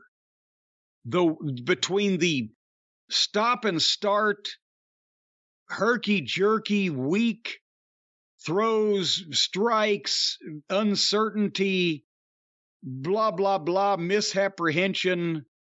Good Lord, this didn't do anybody any favors, including the company and the viewers that they aired this. But it was live, so they couldn't fix it for once. If the answer's not allowed to be fire them, how do you teach a smaller woman to run the ropes? Because if they're under the rope, obviously everything's a little different than it would be with a guy, but it seems like that's a lot of the problem with a lot of the women. I'm not even speaking about anyone specifically in this match, but just the running of the ropes, the things that for years seemed like the simplest of tasks for wrestlers. It's those things that usually seem like they're the hardest. Your question was, how do you teach it? And the answer is sometimes you can't. If someone is so small and tiny and has not enough body weight and can't propel themselves, I mean, again, cheerleading or gymnastics or, whatever the small girls, Olga Corbett was 90 pounds. She got a perfect 10 in the fucking uneven parallel bars or whatever. That's goddamn art. That's a talent. That's a sport. That's an art, whatever. But it doesn't translate to professional wrestling. And I joked about Riho. Her name is Riho, and she don't weigh 90 pounds. And when she hits the mat, well, it barely makes a sound. 'Cause it don't. 'Cause it's ridiculous. And sometimes, Shawn Michaels used to tell the guys when he was working out with guys in the ring, and especially in that ring up there where they've always used the real ropes instead of cables, he would say, attack the mat on your bumps. Don't just fall, attack the mat. And if you're going to hit the ropes, hit the fucking ropes. Attack the ropes. And that's how they'd get. If you watch Michaels and Hart or anybody that was really smooth and in that time period hitting the ropes, they would charge into those things and they had the fluid turn and those ropes would stretch out much farther than cables do. And they would get spring coming off of them. And even in the 20-foot ring, 3 steps and you're across the ring and turn, 3 steps and turn, 3 steps and turn. It was a thing of beauty. And it's like these fucking kids are just tiptoeing up to the things and turning like they're going to hit a concrete wall. So the answer is to how do you teach anything in wrestling is you can teach it. Whether they can do it or not is up in the air. Because it's not like you're seeing any women's wrestlers I shouldn't say any, but most of the women who get on AEW the last few years who are brand new, an Anna Jay or a Ty Mello or a Jade to an extent, but a lot of them, it's just a lot of running. Like, it's not like collar and elbow, work a move. I mean, I'm not saying they should work exactly like Harley Race in 1980 for anyone who thinks. But just running back and forth. Just and now turning on your person, weird. Well, here's another couple things that the kids these days have picked up on. Is not only will they do the lucha thing where a guy will just take off running right past his opponent and the opponent will kind of do the motion with his hand on past like I'm forcing you past me. And it's like they're going into a tumbling routine, which they then do. But that's a lucha thing that they've been doing in Mexico for years. But if you had pulled that in this country until recently, as you ran by your opponent 2 or 3 feet away without even acknowledging him, he would have just knocked the fuck out of you. And then there's the other thing. I started calling guys on this in Ring of Honor about 10 or 12 years ago, and now it's a lot worse. You'll be faced off with a guy, standing there squared off, looking at him, whatever, and suddenly one guy will turn his back to the guy and look at the ropes behind him and then take off and run. But meanwhile, he's literally turned his back 180 degrees on a guy that's standing 2 feet behind him. And I mean, what the fuck are you doing? The only time I've ever seen that make any sense was when the guy turned before he took off running. The guy that he turned his back on grabbed a handful of his hair and just jerked him right backwards off his feet onto the fucking mat. That's what you would do, or just rabbit punch the guy in the base of his skull. But it's insane. And so that's why there's all the hooping and hollering, and they ought to be playing the saber dance. But it's like when we saw Serena Deeb pop up. And look, Serena Deeb, there are some issues with charisma and character that would prevent her from getting to a top level, quite frankly, I think. But in terms of in-ring ability... As a technician. As a technician, she's fantastic. She stands out, I think, partly because no one else... There's so many other women just running. She stands out because she's the only one of those girls that was ever trained by Rip Rogers. That's why she actually knows how to wrestle. That's the end of that. Well, that was the end of that. We'll talk, I'm sure. Well, no, but that wasn't the end of the show. Oh. There's more to the show, because you're not going to believe this, ladies and gentlemen. They've actually signed new talent in AEW that we actually want to see. And they have already set about beating them, so we don't want to see them anymore. The main event was Wardlow against Matt Taven. Matt Taven and Mike Bennett and Maria, they popped up a week ago or whatever. They've been signed apparently for AEW, not even just Ring of Honor. Yeah, I did see that. So let's give him a chance. So well, that's what I thought. And he's going to bring them on TV and beat all of them. First time we see him. Like he does with everybody. The fucking lunatic that Tony is. The main event was that they did some kind of angle either on fucking YouTube or Dark or last week on Rampage or whatever. But again, this guy's Matt Taven is very, very good. And I think very talented, and in this field could be used along with Mike Bennett as a top-level fucking guy. They can both work circles around some of these self-trained fucking imbeciles, but they can hang with the legitimate pros there are on the roster in AEW, what there are of them. They're both very good. So, they've been here a week, so he brings Taven in and beats him. Not only does he beat him, but also to make sure that Wardlow doesn't get over anymore, they have a really competitive match, and then Wardlow beats him. So now that's done neither guy any good, because Taven is a nobody who's had no wins in this environment, but he comes in and goes 15 minutes with Wardlow before Wardlow beats him flat with 4 power bombs and a foot on his fucking chest. So Taven's now useless as a talent to the company. We've been now indoctrinated that Matt Taven's a guy that comes in and gets the shit kicked out of him and fucking beat flat in the middle. But then, like the heels always do in this company, Bennett attacks him from behind, and they start trying to get some heat on Wardlow.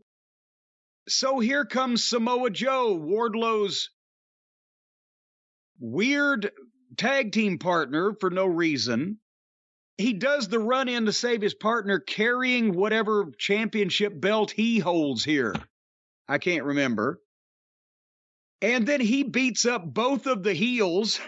Ring of Honor TV champion, I believe. Okay, well, he beats up both Bennett and Taven and shit cans them both out of the fucking ring. So, actually, Bennett and Taven in a tag team program with FTR would probably be the best tag team matches we could get in today's environment without employing Mark and Jay Briscoe. But they just got brought in to do a job and then get the shit kicked out of them and shit canned out of the ring. But nevertheless, he shit cans those good heels. Here comes Powerhouse Hobbs, music and entrance. Okay. What the fuck?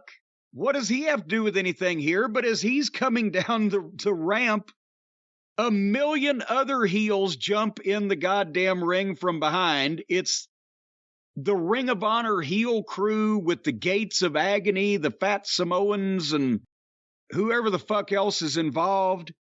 And I get now Hobbs is going to be stuck in that. And the DVR froze because they were about 30 seconds from going off the air, but there's 18 people in the ring, and we still don't really know who all of them are.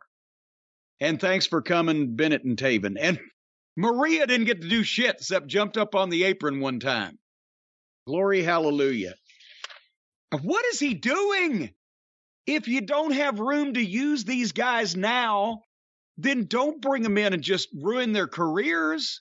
Just destroy them on national television. Wait 6 months until some more of these goddamn self-trained, entitled, nepotism fucking victims that got their jobs because who their friends are, self-destruct, to get in a fight, you got to get rid of them, and then bring the good talent in and use them.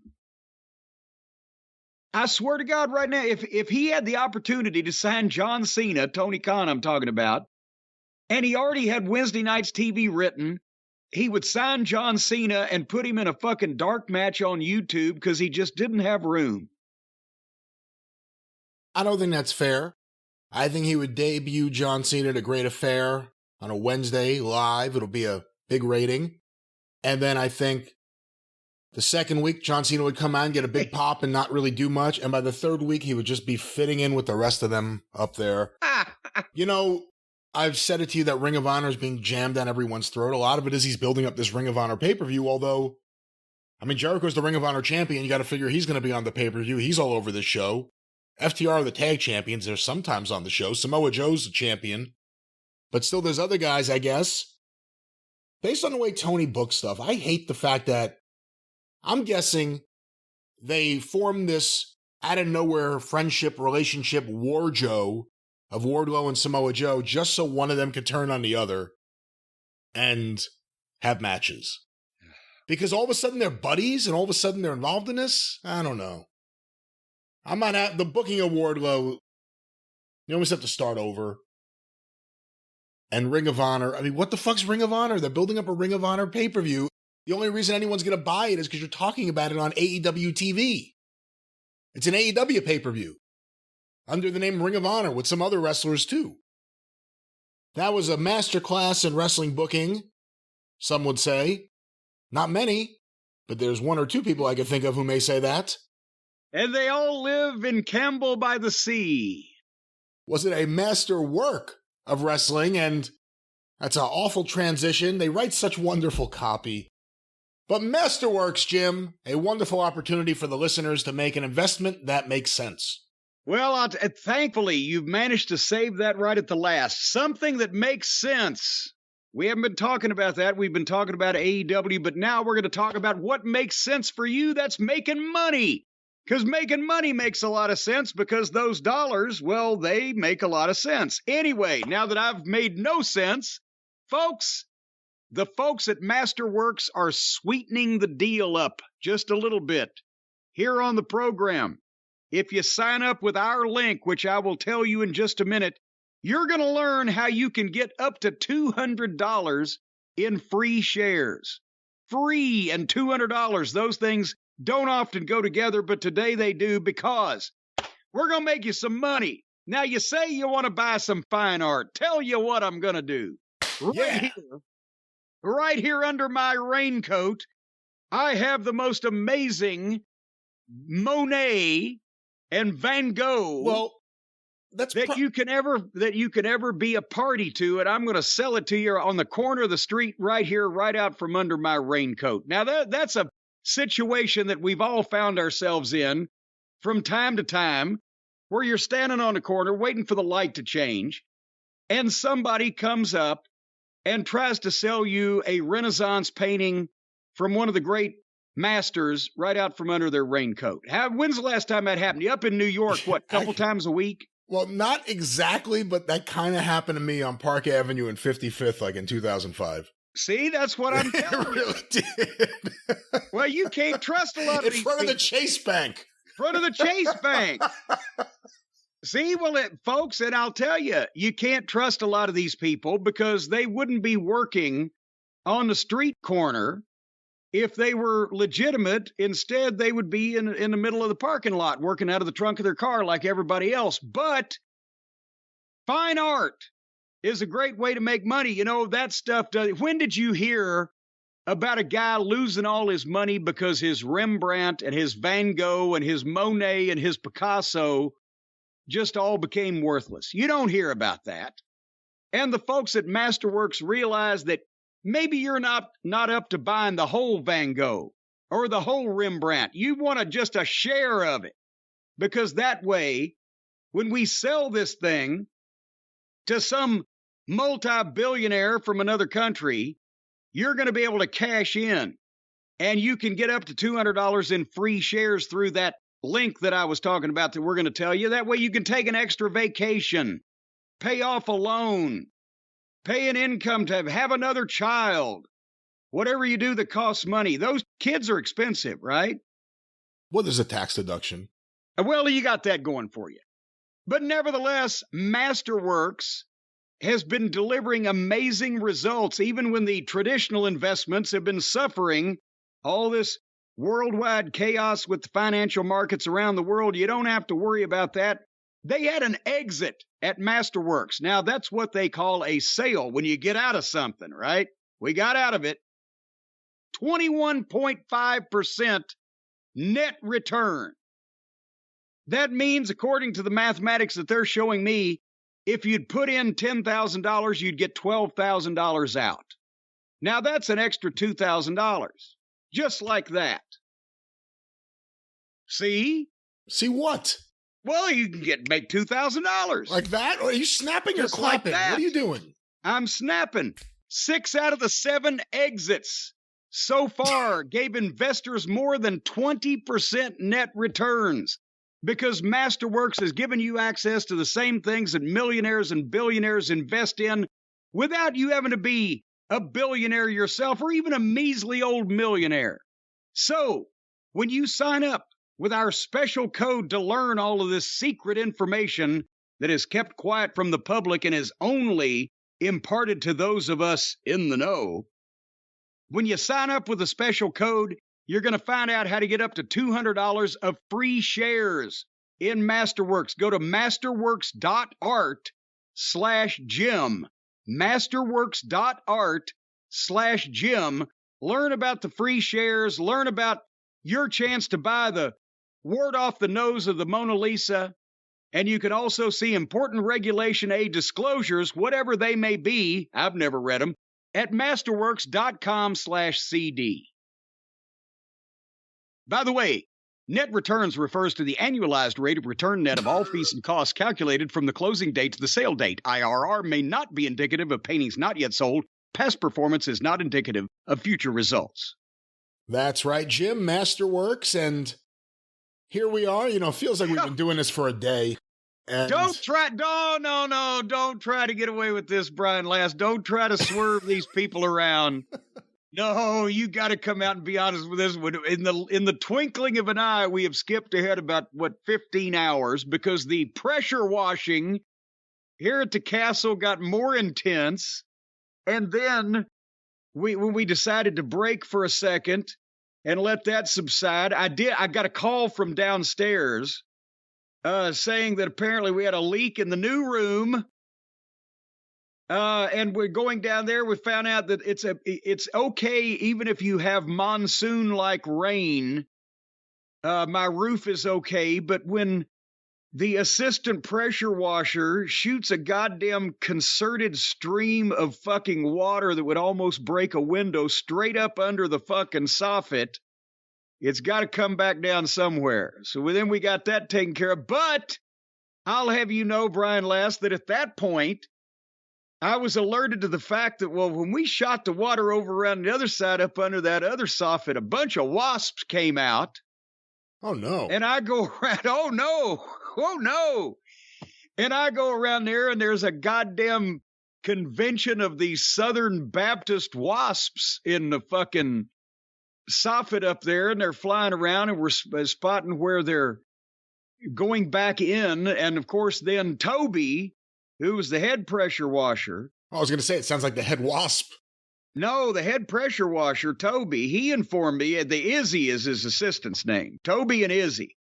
He informed me that he's seen this kind of activity happen. And if you see 10 or 12 of them, like we were looking at, there's probably a lot more inside. And he said, well, I pulled a soffit down one time and I saw a wasp nest as big as a daggum car tire. So that made me think, well, I need to call the pest control people. So I called the pest control people, but now it's too late in the day for them to answer the phone, because apparently pest control people and bankers, they like to close up early. So I called first thing this morning. You know, I don't remember actually, since we recorded the first part of this program yesterday now, and I've slept barely since then. I don't even remember what we fucking said yesterday. So I'm sure this will be a wonderful show, but I do remember that I told a story that I'd had some problems with other people when I'm saying, just tell me what it's going to cost and do it, and they won't. So I've got my ongoing pest control company, who shall remain nameless at this time. I may still need them. I call him up this morning, and I said, hi, it's Jim Cornette. Wonderful, long-time customer of yours. And I got a wasp nest up in my soffit of my house, and I've been apprised of this by the pressure washers yesterday, and I know where they are, and I want to get somebody to come out here and deal with this situation. You know what the woman said to me? She said, well, let me have one of our technicians call you to see whether we can do that or not. And I'm thinking to myself, is there a question? You're a pest control company. I have pests that need to be controlled. You come out here and spray all over the place on a quarterly basis for everything else on the ground. The only difference is these are up in the air. But I knew I wasn't going to get anywhere there. I said, well, please tell the technician to call me when he gets the opportunity. That's what they call the people that come out and spray dangerous chemicals all over your property, technicians. So now I'm waiting to find out whether the wasp nest can be successfully deactivated from the roofle area of my there. We're going to roofie the wasps, and the pressure washers are back today, but they're not pressure washing right now. They're caulking right now. They got a lot of caulk. They got some big caulk things over there. And they're shaking those around everywhere, but they had to come back today also for the pressure washing because they needed a bigger ladder. They said they need a 30-foot ladder to get up to the top of the gable in the top part of the house. And then there's people down there also running drills, if you happen to hear that too, Brian. I'm trying to cover everything that you might complain about in the course of the rest of the program. Now, where were we? Well, what I was going to say is, I think you're my friend. And I think we've established that the listeners, they're our friends. And friends don't hurt other friends. There's no reason to go on about Raw for a long time. I know you watched it. You watched it on your own. There was no provocation for this incident. I thought you would drag me through the mud and chasten me and cudgel me if I didn't try to keep up with some of the WWE stuff this week. But yeah, I do have some brief thoughts about a couple of things. Would you like to hear them? I think we will hear them. That's a full-throated Of course, we want to hear. I mean, there were some interesting things. Yeah, of course we want to. Yeah, you want to hear this like you want to see your fucking dick in between two mousetraps. All right. Listen, I think the first hour or so, it felt like one show, and then it just turned into a different show. I don't know, because I didn't see the Bianca Belair against Nikki Cross, formerly Nikki Ass. And here, another bad gimmick rehab. At least they've let this poor girl take her superhero outfit off. But I don't know whether or not Nikki's going to be on my must-watch list. But they had that. And then a lot of people were talking about the Brock Lesnar and Bobby Lashley showdown here. And again, yes, they're going for the chaos. And we like that. There needs to be more chaos in these things. Just these phony ass backstage beatdowns and ridiculous, long, redundant heat angles where nobody tries to help. We're always blistering. Well, they don't have any security, whatever. So they're trying to button up a few of these loopholes. But I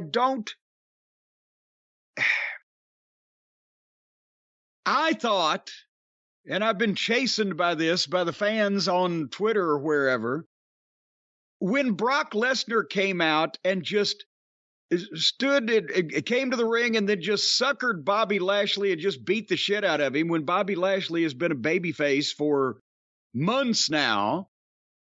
Okay, that's Brock. He's turning heel. Why else would you come out and just fucking Pearl Harbor a babyface, beat shit out of him? But then people have said, well, Bobby Lashley, when he was a heel, did that to Brock Lesnar back in, was it January, Royal Rumble time, a long time ago. So that was just Brock getting him back. Okay, then in that case, shouldn't they be presenting Bobby as a heel? But no, they're not doing that. Who are we supposed to cheer for here? And it's naturally going to go to Brock because he's got all the personality when it comes to talking. They put poor Bobby he's supposed to have a sit-down interview with Brock where they air out their grievances for Festivus. But Bobby's sitting there, Brock's chair is empty, and Bobby, as we've mentioned, struggles having to talk at length, showing emotion and oomph and imparting passion into his words, right? And then Lesnar's music plays, and he comes out in the arena and calls Bobby out. So the people are going crazy for this. Because the guy's out here live in front of us instead of we're watching him on the screen, and the guy's challenging for a fight like all the fucking good people in Texas. So if Bobby's supposed to be a heel, then that's fine. But if Bobby's supposed to be a babyface, they are pissing in his mouth. Are they not, Brian? We're burying him in some fashion. He's not a heel. He's not a baby. He's a weak-willed babyface who gets, fucking called out and beat up a lot. And I think a lot of it depends, too, on what happens with Brock. Is Brock here just for Crown Jewel? Is Brock here through Mania? Is Brock here through just the Rumble? Or is he just here for the Lashley thing? I did find it funny when Lashley's sitting there and Brock's in the ring yelling at him, and Lashley's still sitting there just watching. Did you notice the way Brock says his name? He goes, Bobby! Bobby! He pronounces it that way every time he says his name. Bobby!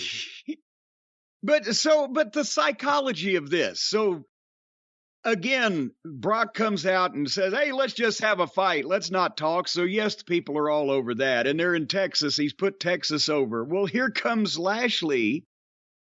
And then Corey Graves says, well, where's security? Well, why do we need security yet? Because it's obviously this is a validated thing because everybody's entrance music played.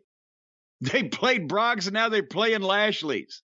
So, and even though they've called for a fight, nobody's been in a fight yet, so there shouldn't be any security, except if they're trying to prevent a fight, then why are they playing the guy's music for him to come to the ring to fight? So then they have a fight. And here comes security and referees and all the preliminary guys, and they have a big pull apart, and there's Triple H directing traffic like Dana White, and that part's exciting, and it's great to have a bunch of those bodies. But then as we will see later on in the program, they've now established that not only do they have a fleet of security there, but that other guys will come out to separate a fight or a conflict or unauthorized activity. And then in an hour and a half, apparently they couldn't pay the overtime on the security, and nobody comes out to help attempted beheading. So I like the fight between Brock and Bobby. I'm confused as fuck about everything else. I like the fight. Is the idea that all these guys that ran out there to break them up, that were ready to break them up, They said, don't let them fight. Don't let them fight. All right, hit his music, but don't let them fight. Why did they hit the music? They hit the music like 20 seconds. Nah, that was too long, but maybe 10 seconds before he came out. And then he comes out. The music was unnecessary because you would have had a better reaction from the fans. The worst thing about this, though, go back and watch it.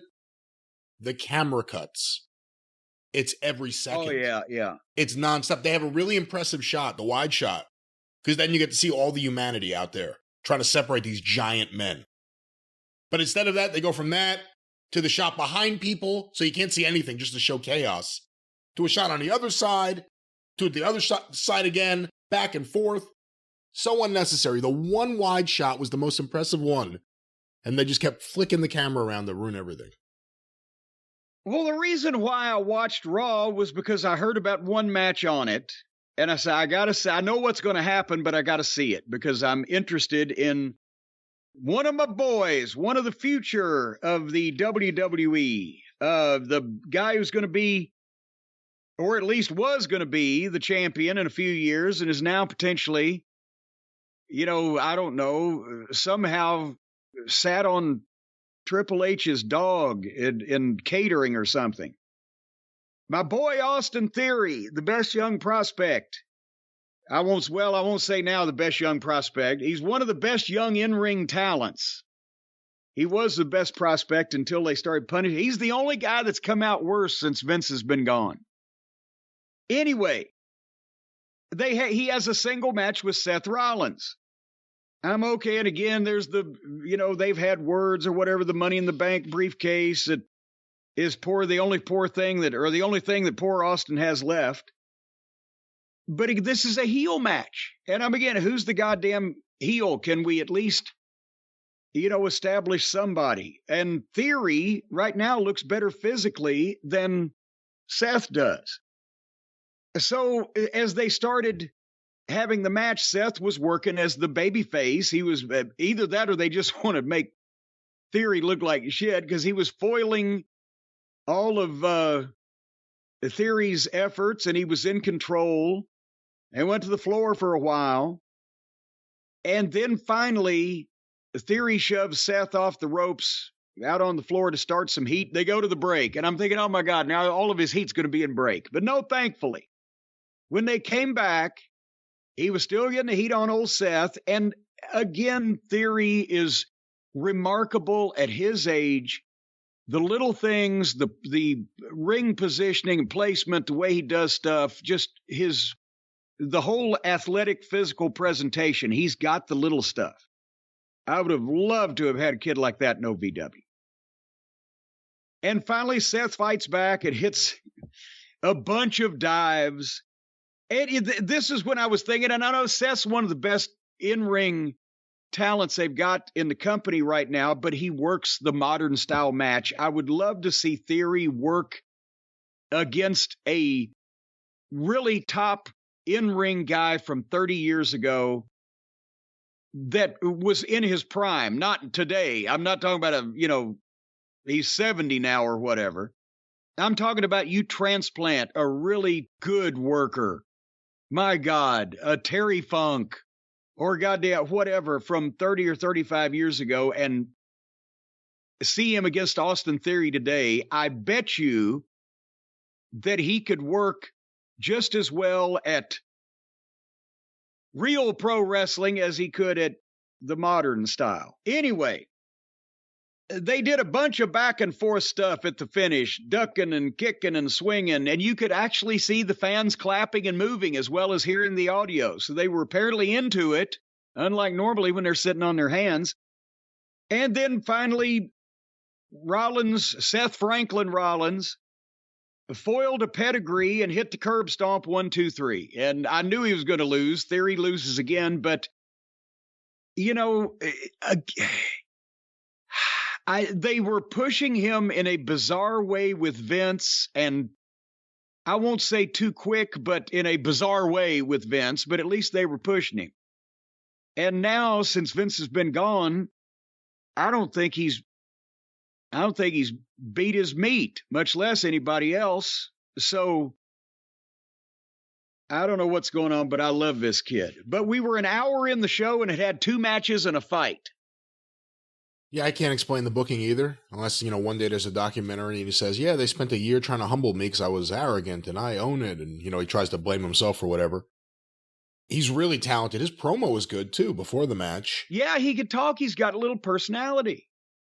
And I enjoyed the match. I thought it was a really good match. A lot of near falls. The crowd was reacting to everything, like you said. He's really, really good. And you look at him in there and he looks like a wrestler. And just, again, he's young. And I not only saw, I first thought, the Austin Theory, he's a good-looking guy. He's got the physique. You think of a guy in a long robe like that in the Territory days, or a ravishing Rick Rude as he gets older. I saw Rick Rude. We worked with Rick Rude. I've told stories about that when he was the same age as this guy. And Jesus Christ, he couldn't hardly stick his thumb in his ass compared to what Theory is doing. And I'm not knocking Rick Rude because he became one of the best in-ring heels in the business. But that early, anyway. So did you like the sublime and the ridiculous? Was this what you were talking about the first hour and then we went downhill? Roman Reigns and Paul Heyman come out. Yeah, this is the end of the show, this segment. Well, I was about to say, how can this ever possibly go wrong? And we found out. But the fans were chanting, "Oosie, Oosie, they've got something." Not feeling very oozy, that fucking promo. Anyway, Reigns cut a great promo. No reason to browbeat it to death, but he sounds and looks and speaks exactly like he's presented, like he should. Does a great job. Then he gives it to Heyman to try to put Logan Paul over because he couldn't honestly, he said, I can't honestly say this guy's a threat. And then Paul Lee, recovers and backhandedly puts Logan Paul over a little bit in another great delivery, and then mentions now they're going, and this is a good idea. Again, it's old-fashioned wrestling. The guy's got however many steel screws in his knuckles, is in his hand. It gives him a knockout punch. They did the same thing with Luger when he had the arm surgery and had the metal thing put in his arm, blah, blah, blah. But then, here comes The Miz. And The Miz comes out in his ridiculous Kermit Green accoutrements and validates Logan Paul's right hand because he knows him well. He brought him into business. And then offers his assistance to Roman Reigns. And Roman Reigns says, why is everyone talking about Logan Paul knocking me out? And knocks out Miz. So the whole show is the faces fighting faces and heels fighting heels. But, and then I will let you comment on this, after the break, The Miz is in the back, acting goofy again with an ice pack on his chin and doing a comedy routine with Mustafa Ali. So the top box office attraction in the company, without Brock Lesnar being involved maybe, knocks the guy out, and 5 minutes later, he's doing a fucking comedy skit about his tiny balls. Your thoughts? I don't hate The Miz like you do.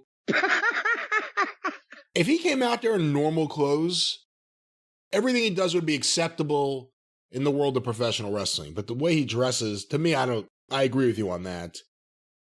The Mustafa Ali thing, the Gargano show long stuff. We hear a lot about WWE approaching AEW wrestlers. This is why. They need more guys on this show. They actually just don't have the people to fill up this show with. And I know there's going to be a big Mustafa Ali or a big Johnny Gargano fan that's going to disagree with me, but I said that's where the show ended for me. That's where it felt like the main event caliber people on the show ended for me. Yeah. And I zoned out for the rest of the show. I watched it, but I zoned out. Well, I'll bring you back to the zone for a second, because just to gloss over Damian Priest with Judgment Day wrestled Carl Anderson with AJ and Luke Gallows, as they apparently are going to every week. They're going to have some interaction between these 6 individuals. Anderson wins with a backslide out of nowhere. They have a big 6-way. Ripley nutshots Luke and then challenges the other baby faces to do something about it. And the heels jump him from behind and get heat. And the security that, as I said, worked here in hour 1 has apparently been laid off because they just went on and on until the heels were finished and decided to quit. And we're an hour and 45 minutes into the program at this point. And then there was one more thing that I liked on this show, and it's JBL.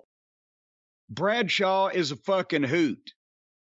Because what was it last week or on one of the shows, they were in Oklahoma, and he was able to come out and just be, easy as pie, the Texas-Oklahoma rivalry, right? Which is real and everybody knows about it. Now they're in Texas. He's got to be a heel in his home state. So he comes out and puts Texas over huge. Texas and all the great Texans that he mentioned in the past, does the big babyface promo about Texas and Texans until you snowflakes came along and turned the whole state into an embarrassment. And with it being, he switches heel and effortlessly, and he's having so much fun doing it because that's the thing about Bradshaw. He genuinely enjoys being a fucking smartass. And that's why he's a great heel promo.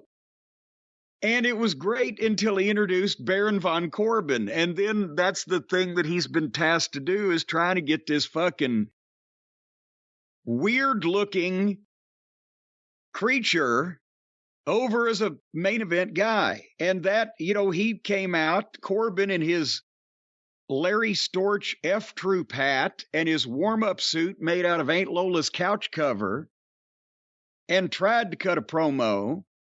And then out came R-Truth.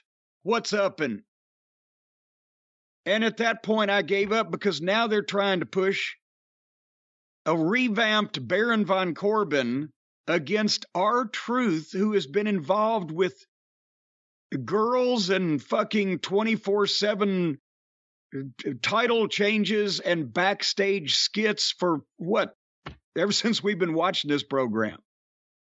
And they're going to try to sell that. So I gave up and fast forwarded it.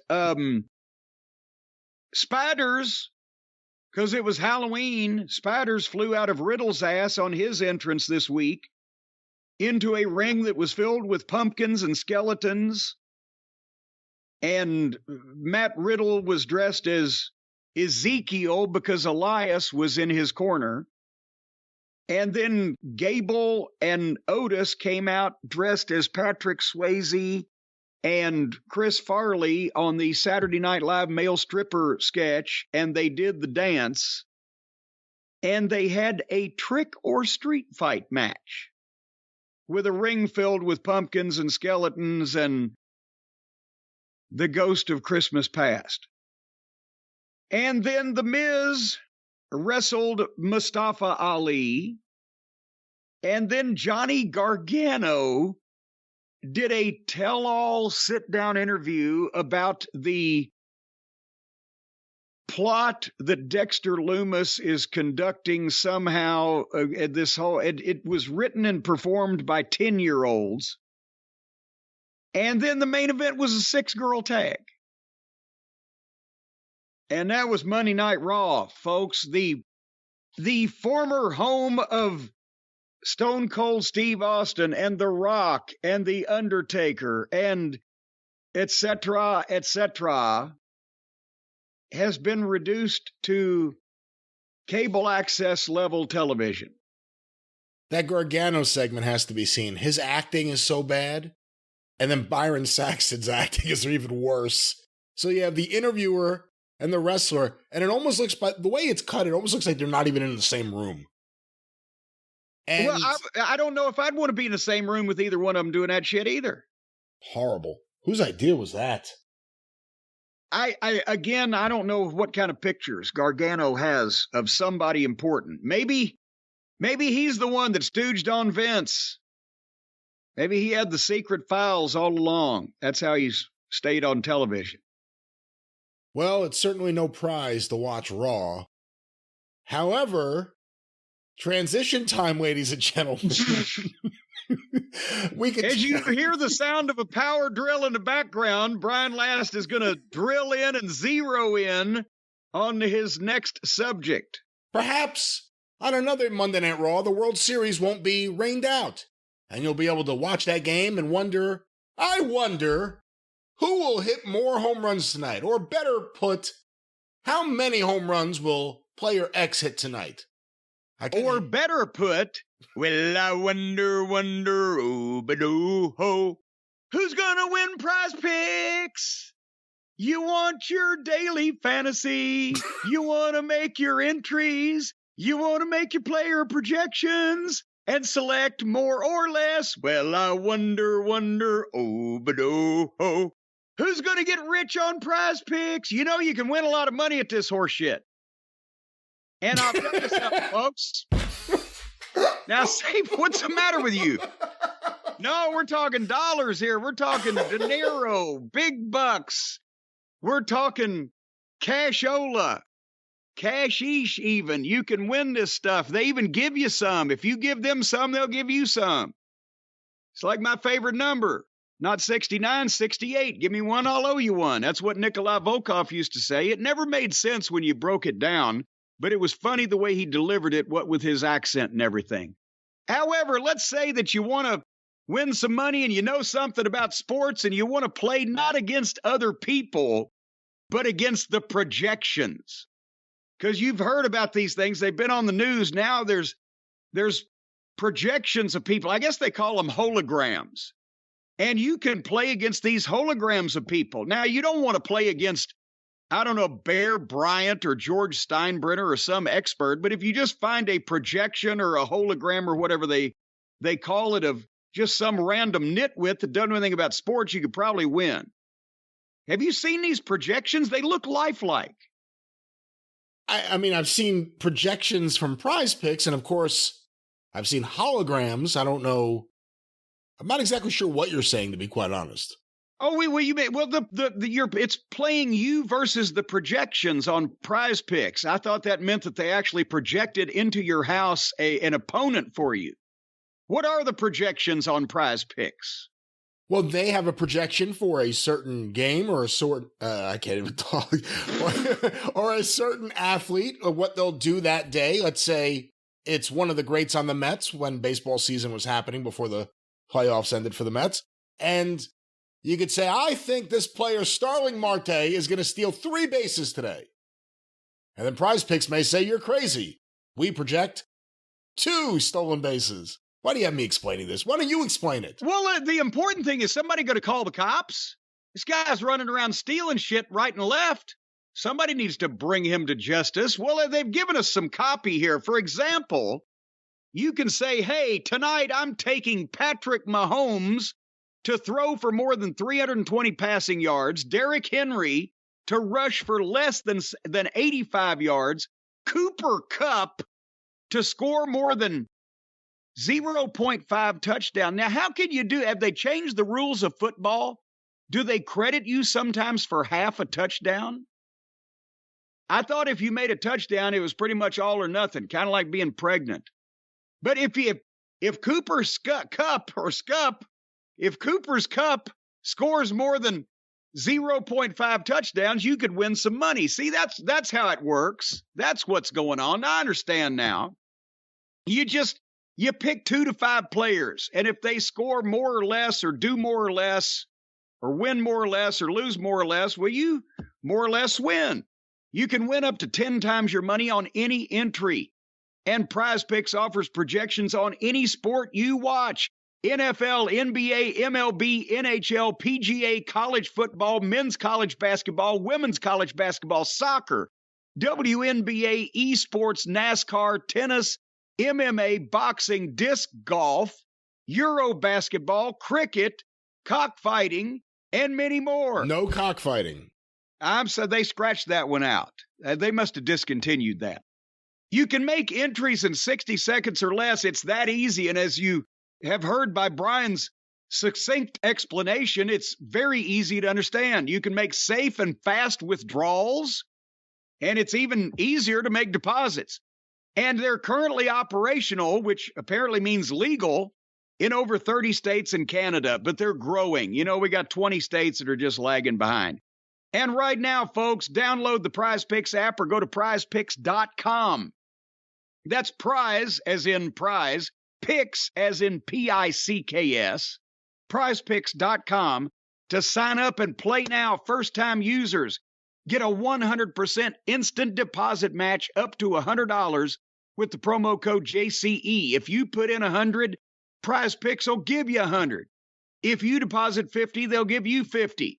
If you try to take out something without depositing something first, they'll call the law on your ass. And don't forget to enter promo code JCE at sign up for an instant deposit match of up to $100 and figure out whether Tyreek Hill is going to catch less than 3.5 passes.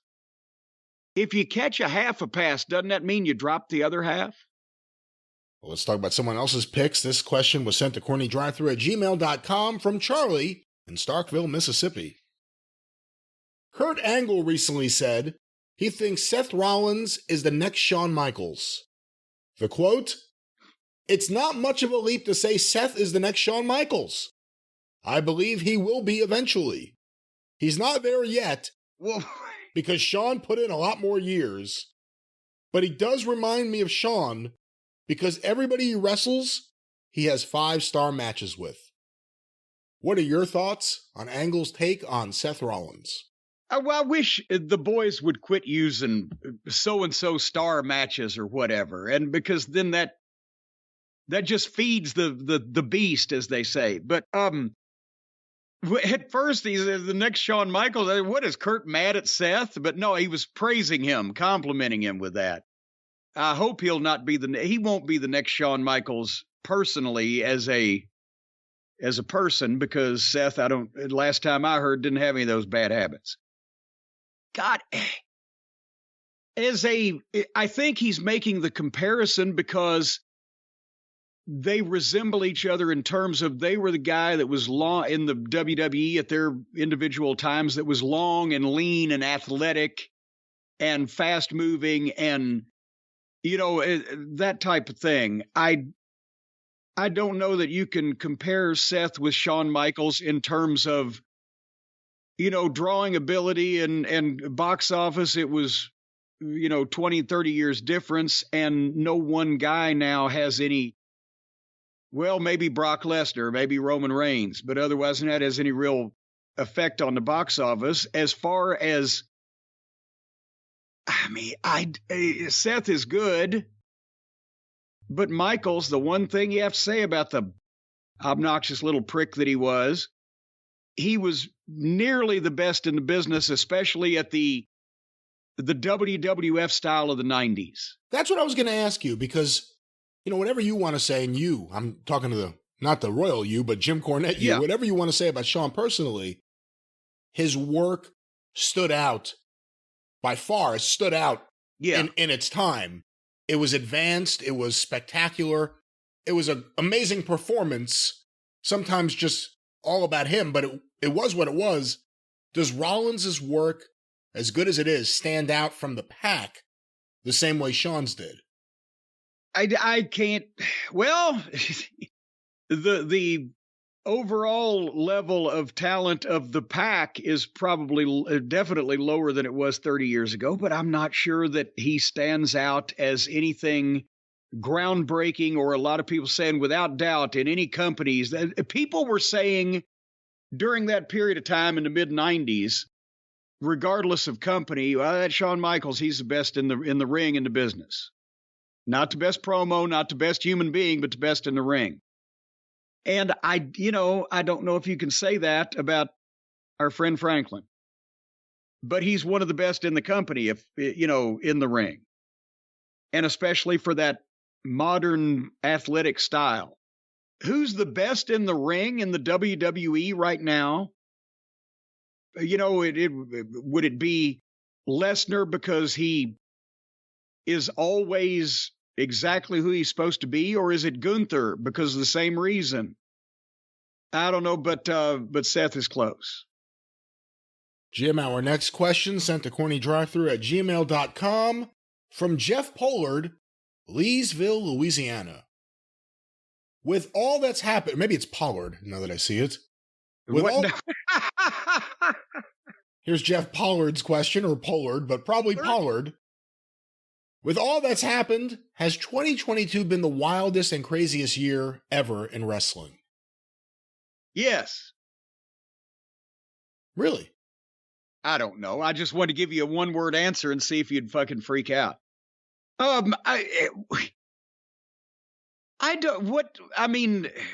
don't think so.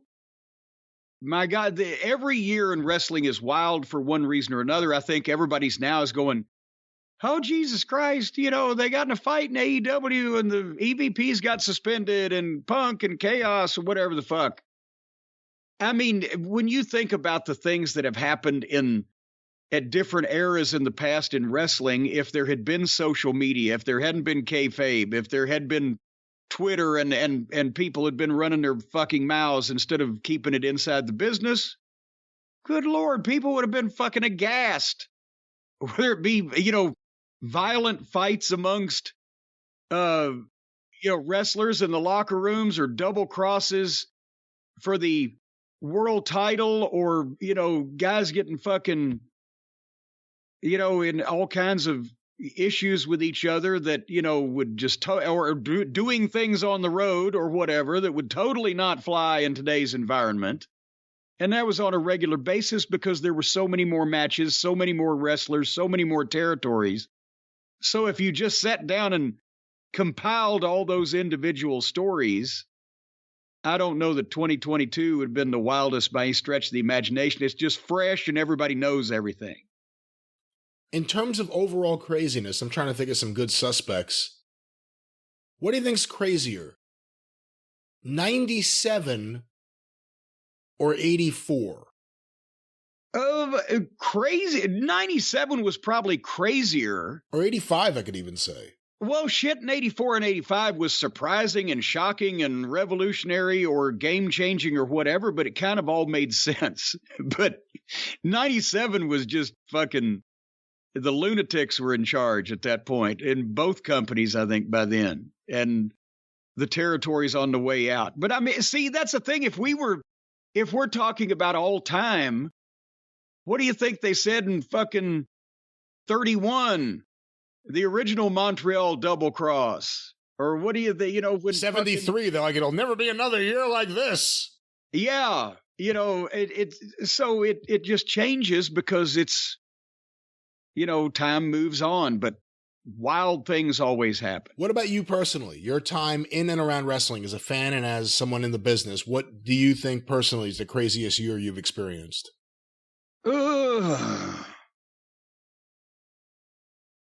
Honestly, now I'm completely lost. I'm trying to think of the craziest year. I mean, the crazy good, 86 was crazy good. So we're all making a fucking fortune. Buildings were full, ratings were through the roof. 95 was crazy in the other direction because not only did I close Smoky Mountain, Vince couldn't even make a fucking profit. And with all the goofy shit going on, it was crazy in 89 when actually 88, but the crazy was realized in 89 when Turner Broadcasting had bought Crockett, and we were all like, oh yeah. And then we were like, oh no. It took 6 or 8 weeks till the new year to find out that this was going to be goddamn bad news instead of good news. And I mean, since then, for fuck's sake, 2001, every other company of any size in the business goes out of business except for Vince. And in 2001, the only 2 profitable wrestling promotions in the United States of America running on a full-time basis with television were the WWE and Ohio Valley Wrestling. The only two. So that was crazy. But now it's crazy when you think about it that there's all these goddamn multiple promotions and they're running somehow, despite the fact that the amount of people who are watching wrestling is goddamn a fifth of what it was in 2001. But if we're looking at 2022 in terms of craziness, Vince McMahon's last match with Steve Austin, and then Vince McMahon resigns from WWE, a new regime in WWE. In AEW, it's really all about the locker room fight. We're still talking about it. And now when you really think about it, things were building up to it for quite some time. That's a pretty crazy story that we still don't have a conclusion to. It's a pretty crazy year, all things considered. Well, that's because there's so many crazy people in it now. You get a crazier year every time you get crazier people, and people are just getting crazier. It's crazy. Well, let's see how crazy this next question is. Jim, this was sent to CornyDriveThru@gmail.com from Nemo in Ocala, Florida. Captain Nemo!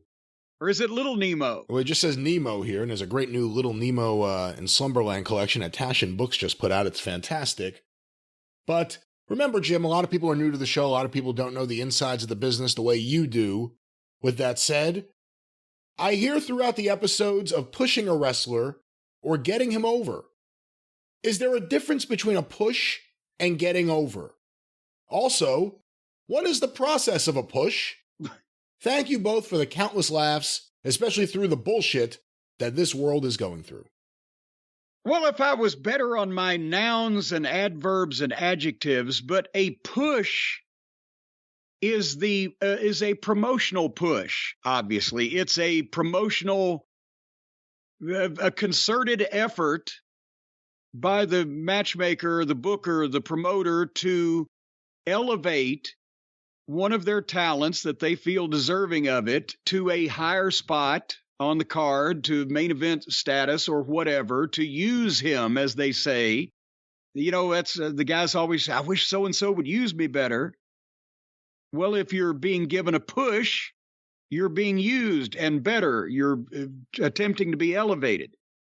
Getting over is hopefully the byproduct of the push, in that they push you and you get over. You become more popular, or if you're a heel, more unpopular. You become a bigger box office attraction. You become more recognized by the fans, and you're bought in their minds as a legitimate guy that should be in the main event rather than, you know, why the fuck's this jabroni on top? So it's, you know, that's the difference between a push and getting over. You are, hopefully, if everything works, you are getting over while you're being pushed. So, but it's connected, but it's not the same thing. One is a cause and the other is an effect, right? There have been many examples of guys getting pushed well past where the audience is accepting of them. Sometimes it's with the promoter's own children. Oh, yeah. Well, just because you push somebody doesn't mean that they're actually going to get over. It doesn't always work that way. The cake doesn't always rise. Nothing is ever guaranteed. And then there's also the case of where you can push somebody, and even if they get over to some degree, you keep pushing them until you push them over a cliff because people are not ready to buy them at the level that you're trying to sell them at. Wheeler Useless, Daniel Garcia. Or I was about to say the George Goulas fit the first category in that, I mean, you know, actually, Nick had such a strong promotion when he started George that George did get cheered by people for a while, but it got old quick and he went over that cliff. But there's some when you push, and we've also talked about, well, if so-and-so had the push that so-and-so's had, he'd be the goddamn biggest box office attraction in wrestling. If you take a guy who really shouldn't necessarily be in that spot and you smash him over and you push him and you just, you know, make him like second coming of, you know, Jesus, and they will cheer for him. But if you'd taken somebody who had more of the qualities or capabilities or the fans already liked a little better and given them the same type of treatment, then your returns would have been bigger. That's somehow how that's phrased. What about it when it goes the other way and a wrestler somehow on their own starts getting over, and then you decide to go to the push, as opposed to a promoter or a booker saying, I want this guy to get over, let's give him a good push right out of the gate? Well, yes, and that's, again, that's just being a good booker and recognizing when there's something about a guy that people are liking or not liking. In the case of a heel, you know what I'm saying? There's something about this guy that's getting over with people. So let's continue that. Let's try to help that. Let's not fight against the tide. If they're bringing the house down for a guy in the first match, maybe let's, give him more to do. Now, again, sometimes in the modern era, the fans, and you've seen this, Brian, the fans on their own will just decide as a rib, because we're bored with this whole show, we're going to cheer the fuck out of a guy that nobody really should give a shit about if the show was any good. You've seen that. Yeah.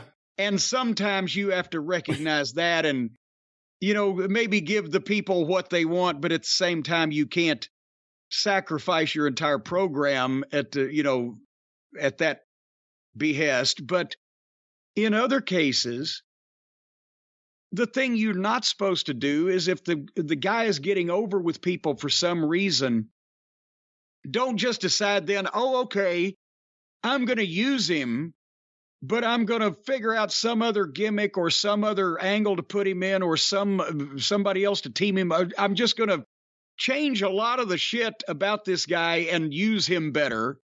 But then you may be changing the thing that they kind of like to begin with. So just give him a little more to do and see if they keep responding and start paying attention more to the guy and why they're liking him.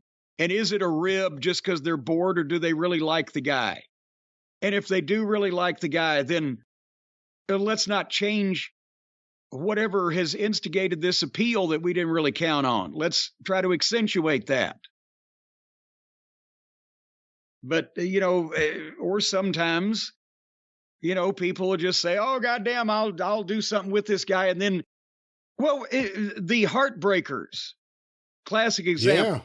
Yeah. In Ohio Valley Wrestling, Antonio the Promise Thomas and Romeo Roselli, with their manager Morris Green, you make Mo Green with Morris Green, and they did the whole gimmick. I did not contribute anything except putting him on television to show it.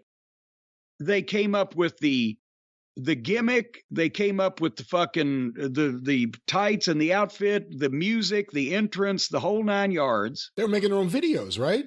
Yes, because also at the time Joey Mercury was captaining the ship for him and Johnny Nitro, John Hennigan, Johnny of the many names, and Melina when they were M&M. And they had the camera and they were going around. There was a kid that also in OVW was doing film school, helping him edit or something. I can't remember. But nevertheless, yeah, they'd go to the mall and do their own fucking video and just bring it out. I just have to look at it. Okay. Won't get us kicked off the air. Play it. And the people loved them. They became from a preliminary heel tag team. They became the most popular babyface team without us turning them. They had kids dressing up like them and coming and doing their entrance dance and everything. And when I saw that, okay, they've got kids dressing like them. I'm not going to immediately next week have some heels jump them and get juice on them and leave them laying and switch them babyface. I'm going to let them keep doing what they're doing. And, I bet you here pretty soon they're going to wrestle a heel team. And then they're probably going to wrestle another heel team. And it's just going to happen that way. And then, of course, the WWE office notices. And they bring the guys up. And they change their name because, of course, Michaels, nobody could be Heartbreakers with Heartbreak Kid around. And they didn't bring Mo Green because he wasn't under contract.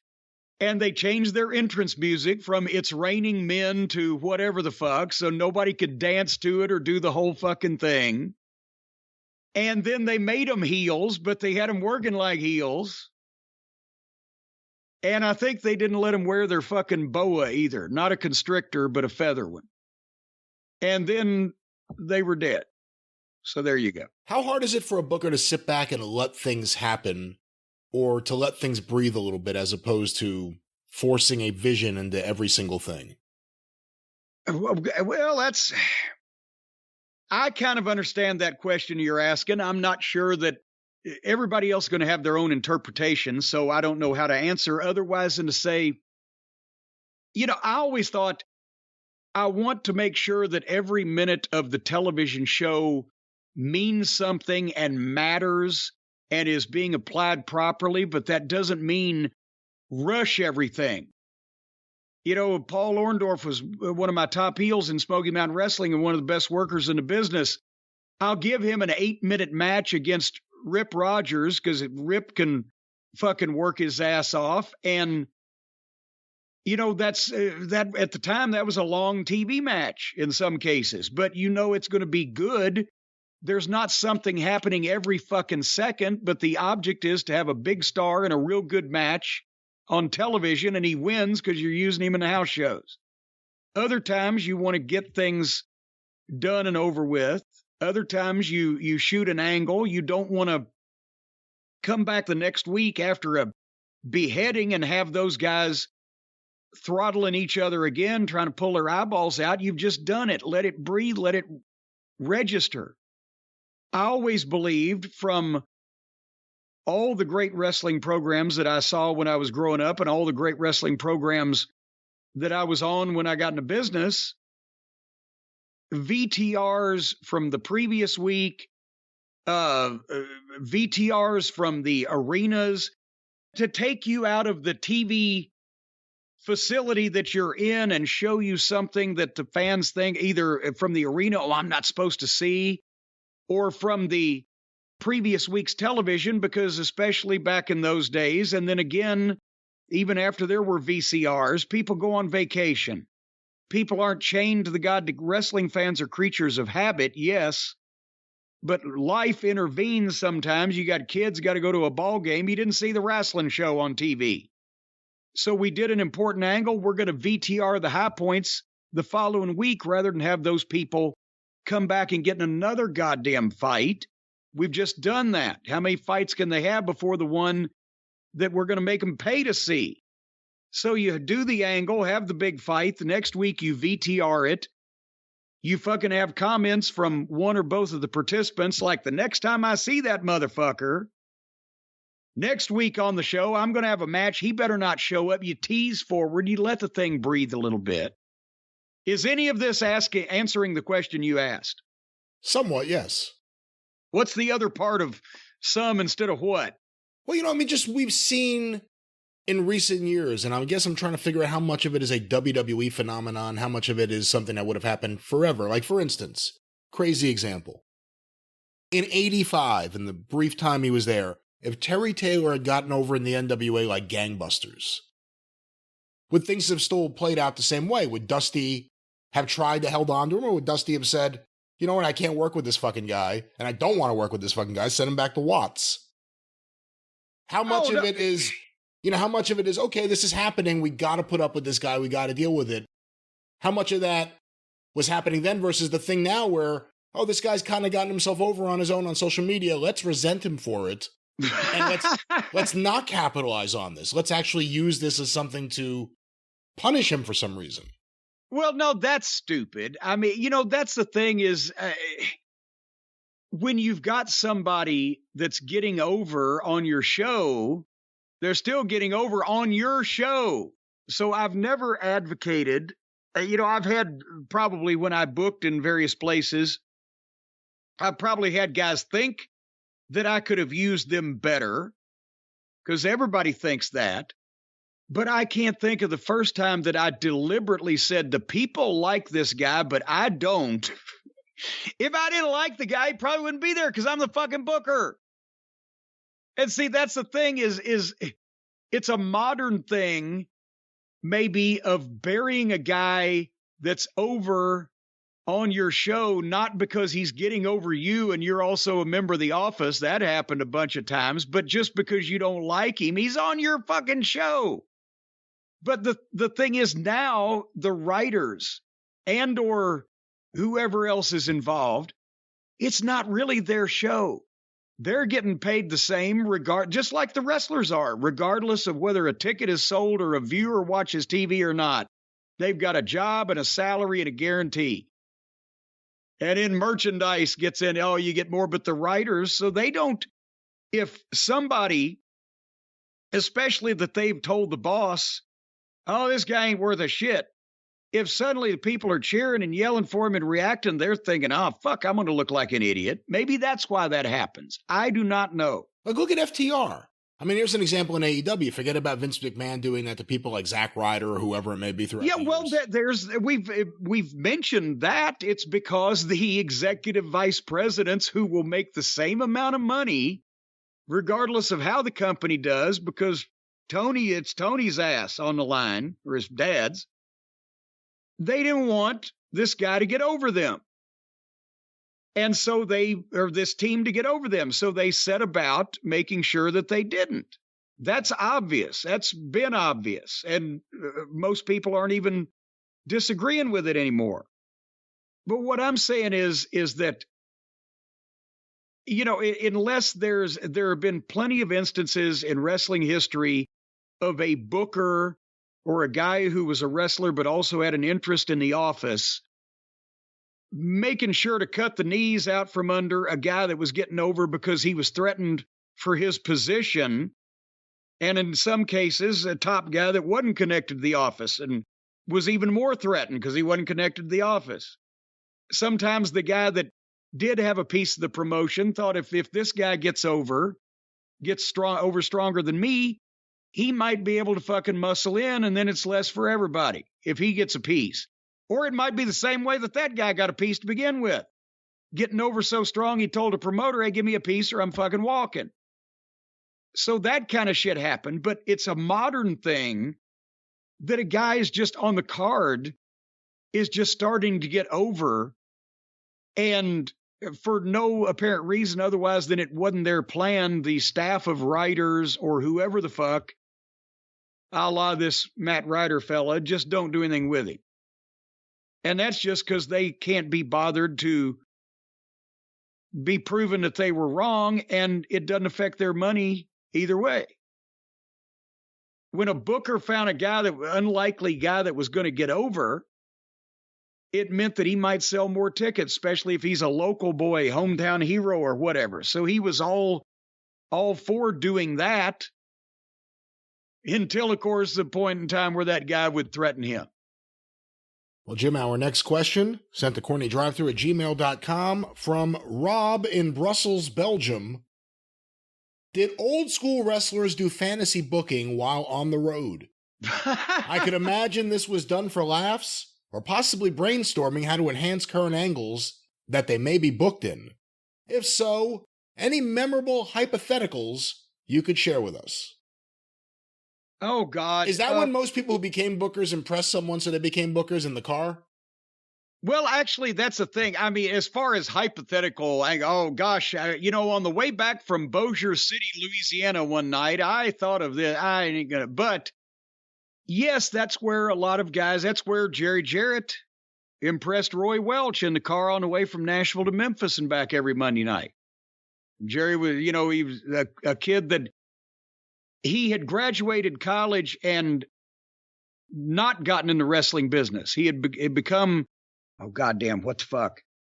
I think he had done sales and some shit, but the wrestling bug had bit him because of his mother, and he was around it, etc. And so he starts riding with Roy Welch and giving his ideas. And Roy would say, well, what did you think of the matches tonight? Well, I thought so-and-so or such and such or whatever. And that's the way he ended up being a booker before he even was a wrestler. And that's where you sometimes would impress a veteran or somebody with, God, this kid actually kind of knows, what the fuck that he's talking about. So, yeah, but when the boys were just amongst themselves and everybody was on the same level, yes, there was a lot of guys fantasy booked goofy angles, but not like in any detail or writing anything down. They'd shoot ideas around like, yeah, fucking so-and-so, he's a stiff. We ought to have a goddamn match where the loser has to get beat with a sack of wet hammers or what, and somebody else would chime in an idea and just make a joke out of it. But in a lot of instances, especially, the Midnight Express and I used to do this. I can imagine that a lot of guys did it.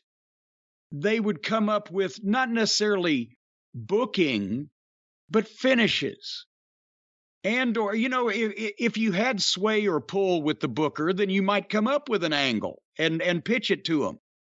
Or if you were already in an angle with a team, but hey, this would be a good finish to do with those guys. And then we could come back with something. You'd tell the booker that, what about if we did this and we could come back with this stipulation or whatever? If he liked it, he could work it in.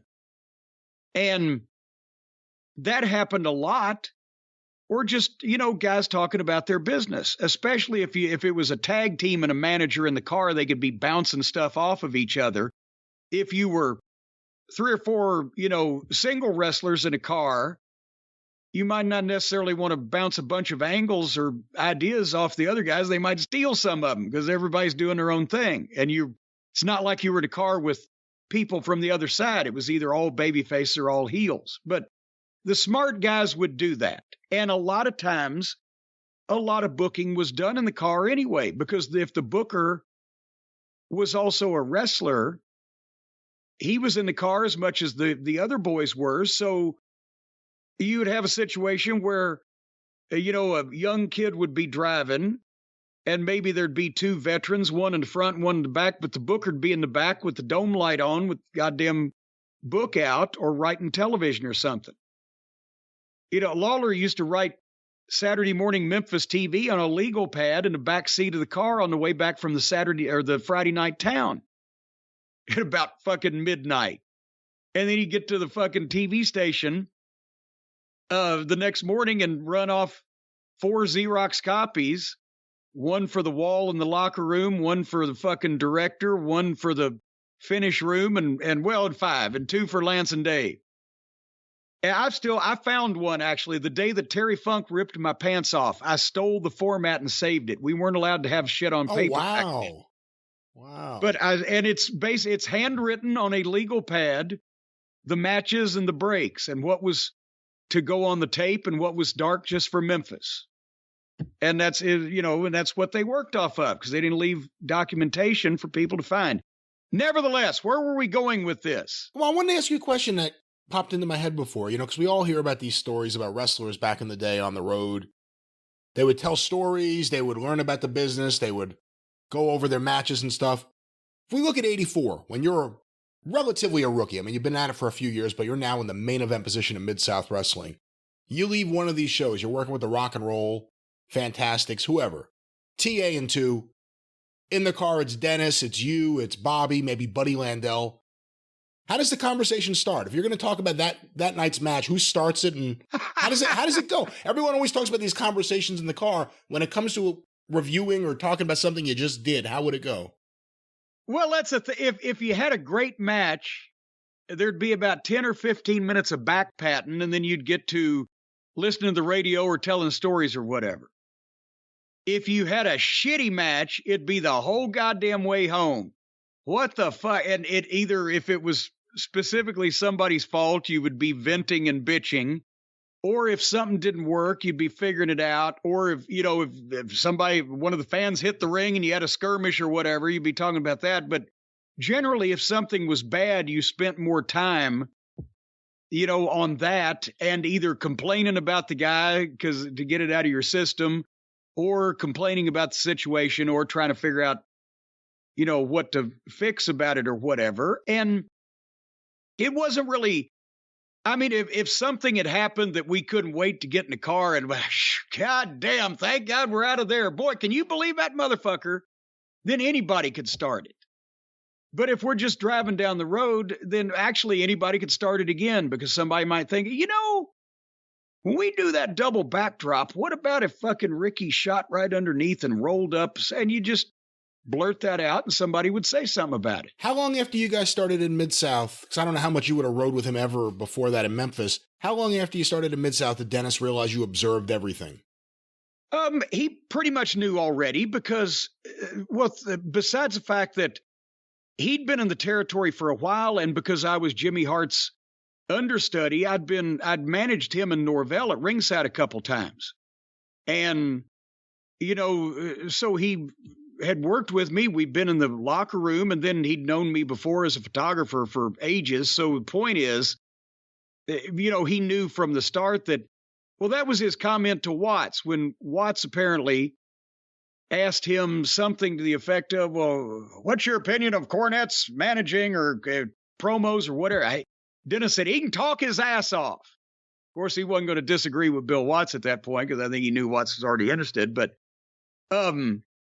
so it wasn't like when I went to Louisiana and some of the guys in the locker room there heard me, okay, Bobby, remember, bing, bing, bing, I'm going over the finish for him. They kind of give me the side eye, like, this kid looks like he's fucking 16 and he's telling these guys what they're doing. But then once they got it, only Wrestling 2, he thought I had to be on cocaine because of the fucking promos. And Wrestling 2 was obviously, he was an older gentleman. He probably, at that point, he was like Nick Goulas. Them boys taking them marijuana pills again. I like a good second all. Yeah. But no, they knew because and we were in the locker room together, in Memphis after I got into business, even before I managed them. And I'd ridden with Bobby a lot. So that wasn't an issue. Every once in a while, when I first went to the WWF, I think also some of the guys that hadn't been around were like, but by then I was a little older and been around a while. But it was disconcerting, I think, for some of the guys at first because I looked so young and they'd never heard of me. But then after they heard the promos or they, sat in on one of our finish meetings or whatever, they're okay, we got it. Jim, our next question is one that a lot of people have sent in, and it's a quote from Booker T. I don't know if you've seen this, but I'll read it to you. I'm not exactly sure where he said this, and I'm trying to see if anyone in any of these emails... Well, Booker T had something to say, and he said it somewhere. I've got a song I want to sing. Here's a quote from Booker T about AEW talent and what they're doing in their matches. AEW, they are one bad accident away from something really, really being done about what's going on in that company and people looking at it from a different perspective. They really are one bad accident away. I don't know if you saw one of my former students, Ember Moon. She kicked this girl so hard. There's no way you could brace yourself. Oh, Jesus Christ. So he's taking credit for training old Athena? I had no idea how much I need her. Yeah. A good late Who song, but let's go back to the quote here from Booker T. There's no way you could brace yourself for, what I saw. Okay, is it cool? Are those guys, the fans, loving it? Yeah, they're loving it. But it's a reason why I'm still walking around today. He's talking like Bray Wyatt. I'm not sure what he's saying. Yeah, well, we're getting the idea, but it's a transcription conversation. There's a reason why I'm still in the gym training. It's because I knew how to go out and perform. It was a certain way on house shows. It was a certain way on overseas tours. It was a certain way on a Monday night or a Thursday night. It was a certain way on a pay-per-view, all right? That's a good rhyme. Yeah. And neither one of them was the same. When I see these guys going out and performing the way they are today, just throwing caution to the wind and not giving a damn about the person that they're working with, it's beyond me. Well, yes, and he's talking about what we've said here a bunch of times. Your spot show match was different than your house show match, was different than your TV match, was different than your pay-per-view match, and all of them depended on who your opponent was and the risk-reward ratio. Is this going to, if I take a risk here tonight and do something, is this going to further my career, or this angle is going to lead to me making a little more money because there's going to be more people in the house? Or what, you had to evaluate these things on a regular basis every night, every match, multiple times in the matches, sometimes in the territory days and in the days of even the early days of guaranteed contracts and up until the last 15 years or so, the top guys had a sense of proportion of what they were doing and where they were doing it and how important it might be. And yes, if you're in the main event at WrestleMania, you're going to go balls to the wall. But, you see these clips of these kids, and they are kids, and they ain't going to get much older this way, doing this shit in barns and rec centers and the county fair. And you're like, what the fuck? Complain about the hair pulling at the county fair.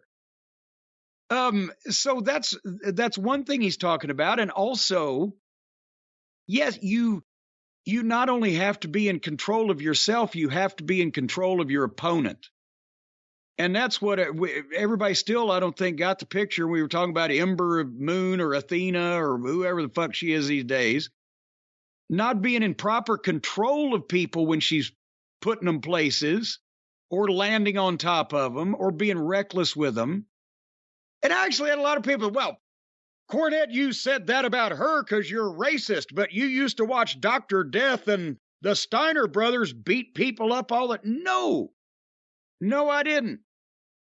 I never watched the Steiners or Dr. Death be needlessly reckless with people, unless it was a fucking personal situation in a match, but needlessly reckless with people because they were strong enough to put those people where they needed to be. So yes, they were throwing them all around. And if you talk about Steiners and the Nasty Boys, yes, that's all kind of reckless shit that they agreed to beforehand. And everybody was on the same goddamn level.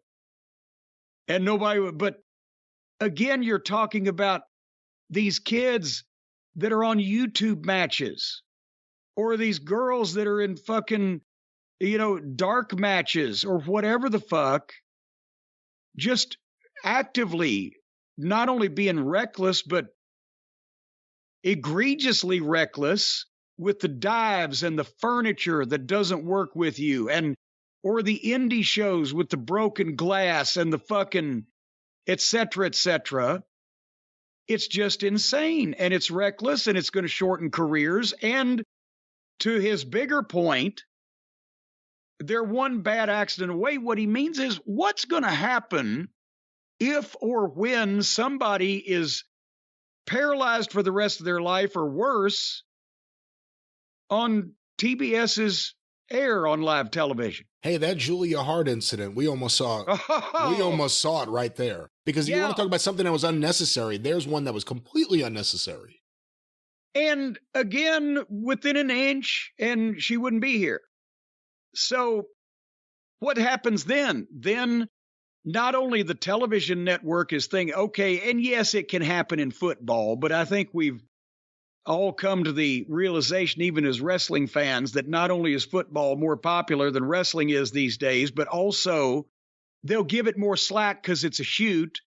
And we've told all the TV networks, like we told everybody else, this is all phony bullshit.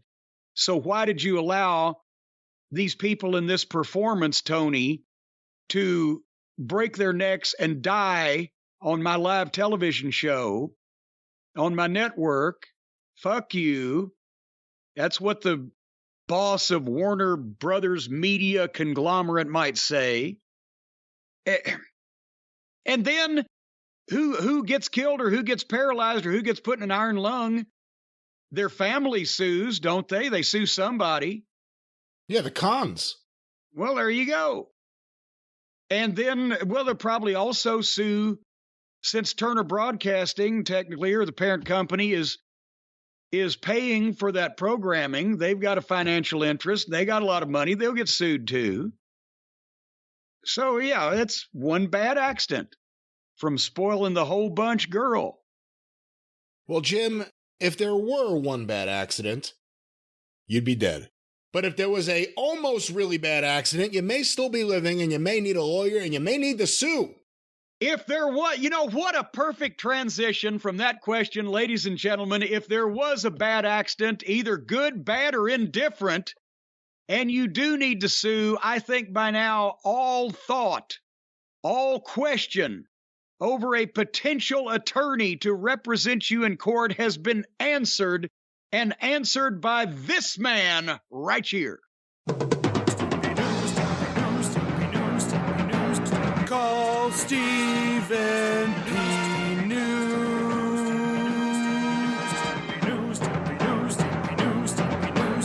If you need to sue.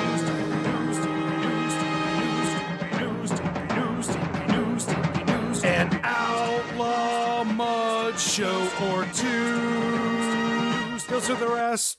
Yes, ladies and gentlemen, he will indeed sue your posterior, your hiney, your caboose. He'll sue it, and he will drain it dry if you, or I'm using the royal you here, in some way infringe upon the rights and privileges of his clients. Stephen P. New at newlawoffice.com, 888-692-8084. The magic number is the man that you need to call if you have been harmed, injured, terminated without cause or proper cause, if you have been trod upon or your rights and privileges as an American citizen frivolously bandied about and backhanded, if you have been dicked by the dangle dong of destiny and you need somebody to fight for your rights, Stephen P. New is the man to do it. He has had states of emergency declared in West Virginia.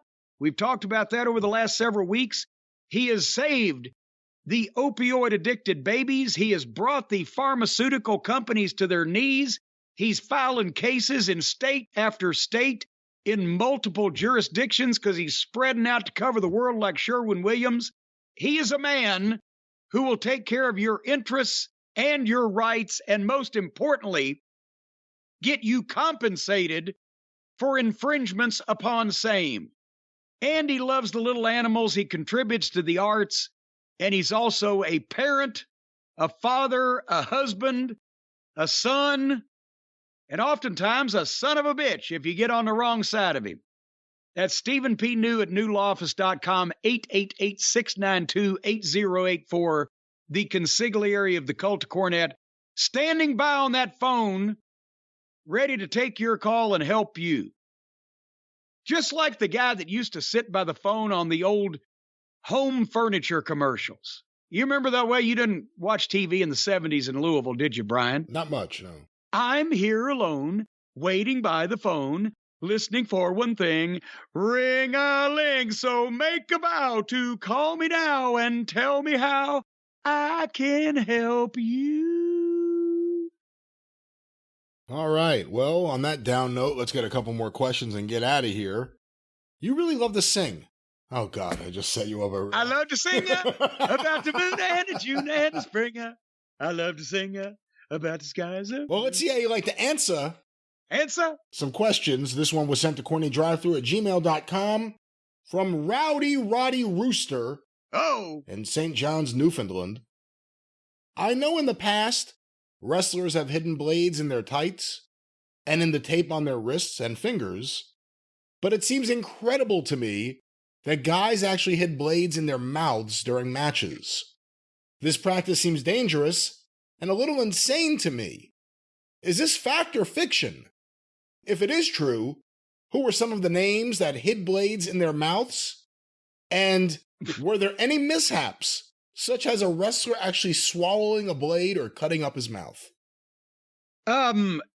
I can't call chapter and verse on the names of people who did that. I can tell you, yes, it definitely is a fact. I never looked on it comfortably either, but part of it is, and there's no video on this podcast because we do radio here, but if I could show you, if you do a blade right, the way most guys used to do it, it is somewhat flat and can be put in between, like the guys that, you know, the tobacco pouches, a little between the cheek and gum, right?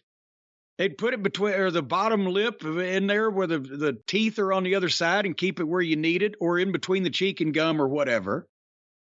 And Ray Stevens was noted for being able to get shot across the ring, do the upside down bump that he trademarked and did so well in the turnbuckle, go up sitting on top of the turnbuckle, hit his head on the post, and on his way back down, they said he'd take the blade out of his mouth and gig, so by the time he hit the ground, he was already bleeding. And I saw my old partner, Danny Davis, when he was one of the Nightmares, try to do that in Evansville, Indiana one night, and they ended up taking him to the hospital because he got about 40 stitches across the top of his head. It was the blading while he was upside down that caused the issue. But, that's... guys would put it in different places, and that's one. But then the thing is, when you've got it and it's not taped to your finger, which that's dangerous also, because I would have been freaked out about that, because then you're laying hands on somebody, and unless you've got the tape back over the cutting edge, then you're slicing and dicing them.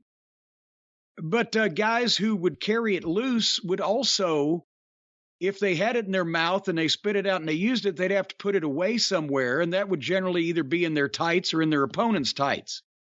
A lot of times you'd see after a guy's bleeding, he's on his knees, and the guy that's kicking the shit out of him is standing in front of him, punching him in the head. Everybody's looking at the punches to the head.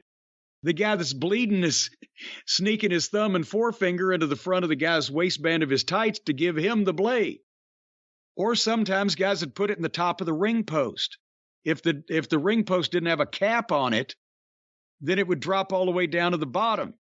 And then the ring crew sometimes would turn a fucking ring post upside down and 15 or 20 blades would fall out. How do you feel about a handoff to a referee? That's not bad. It's not a bad idea. It depends on how smooth the referee is. Bobby Eaton was always scared, and as much as he got juice, but he was always scared that people would see him get his blade off his wrist because he kept his tape to his wrist. So every once in a while, he'd have me hand it to him, or he'd have the referee, if he trusted him, hand it to him. But then I always laugh, well, now everybody's going to be watching me. I'd have the blade in between my forefinger and my middle finger, and I'd put my hand flat down on the mat, and I'd lean over next to Bobby laying there like I was whispering something. And then when my hand would move and be gone, his hand would just scoop it right up or whatever, some cloak and dagger bullshit like that. But it just, that was the thing, is you always wanted to try to make it as unnoticeable as possible. And some guys were wizards at it, and some guys were fucking horribly blatant, and you would just cringe, Now, we had a lot of them in the Northeast. Albano, Bruno, when Jimmy Snuka, when they turned on him and he turned babyface right in front of the camera. See, that's the thing. Those guys, and honestly, Albano was drunk and he was crazy.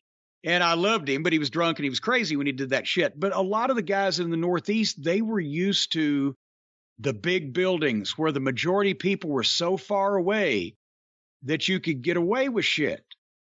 And you thought, and it turns out, honestly, you couldn't get away with it. You just thought you were, but they would get that habit. Whereas the guys that, were used to the smaller buildings and people being up close, a 5,000 seat or less building, you got a lot of eyes on you and you need to be smart. And every once in a while when I would need to do it, I would either go underneath the ring for just a second, or, whatever the case, like just to try to avert people's eyes from what I was doing, because it was like I had a neon sign on my head. But what you just described is kind of the beginning of the McMahon style of wrestling, because in the southern cities and really in various territories all across the country, you had a lot of small towns and a lot of towns where guys couldn't get away with things because people were watching intently. But the McMahon style, which is all about performing for the rafters, it was almost every major city they were in, you had to perform like that. Yeah, and actually, that probably is why that the most dedicated fans in the Northeast were the first ones to be smart. There's other factors also, knowing the guys personally and being around for a long period of time, but you could pick up a lot of shit if you were in the front row at Madison Square Garden or the Boston Garden or the Philly Spectrum or whatever on a regular basis in those days. just from seeing the films, I can say, well, people could see through a lot of that shit. Well, Jim, our next question sent to CornyDriveThru at gmail.com from Paul in Connecticut. Chris Jericho recently... Wait a minute. Is he also known by his 3 initials? I'm not going to comment any further, but here's a question from Paul in Connecticut. Chris Jericho recently said he hated the word cruiserweight in WCW. The thing was, this is a quote, the thing was, cruiserweight was almost like being a leper. There was such a stigma because I was 225 pounds. I was just as bigger than Shawn Michaels, or just as big as Booker T. What are your thoughts on Jericho's take on being labeled a cruiserweight? Well, I thought they were going to say, what do you think of the name cruiserweight to begin with? And I always thought it was the shits. What the fuck? Cruiserweight. What do you like? Junior heavyweight, light heavyweight? What do you prefer? I think of all of the terminology, I liked light heavyweight. Junior heavyweight, there was nothing the matter with for years in wrestling until, especially when Danny Hodge was the champion. And there was nothing wrong with junior heavyweight at all. And it was recognized that there was a weight limit, which at various points in the NWA was either, I think, 210 or 225 tops for the junior heavyweight division. And the problem is a lot of guys, especially if you attached the word junior to a heel, and especially if the guys it just magnified or called attention to that they weren't necessarily as big as the other guys where you wouldn't have noticed as much. The junior heavyweight title basically meant the most when Danny Hodge was the champion and was a pro because he was the greatest wrestler the United States had ever produced. And they didn't create the title for him, but it was tailor-made for him. There had always been a couple of weight division titles. In Mexico, they got more numerous and they've lasted longer and been over. In the United States, in the old days in different territories, and Tennessee was a junior heavyweight territory at one point. In the 40s, the smaller guys, more action. But most of the time it was, heavyweights drew the money.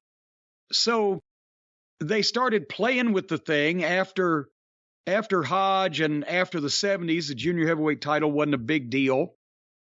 Then it became, somebody came up with a light heavyweight title. Light heavyweight sounds a little bit better. You're accustomed to it from boxing.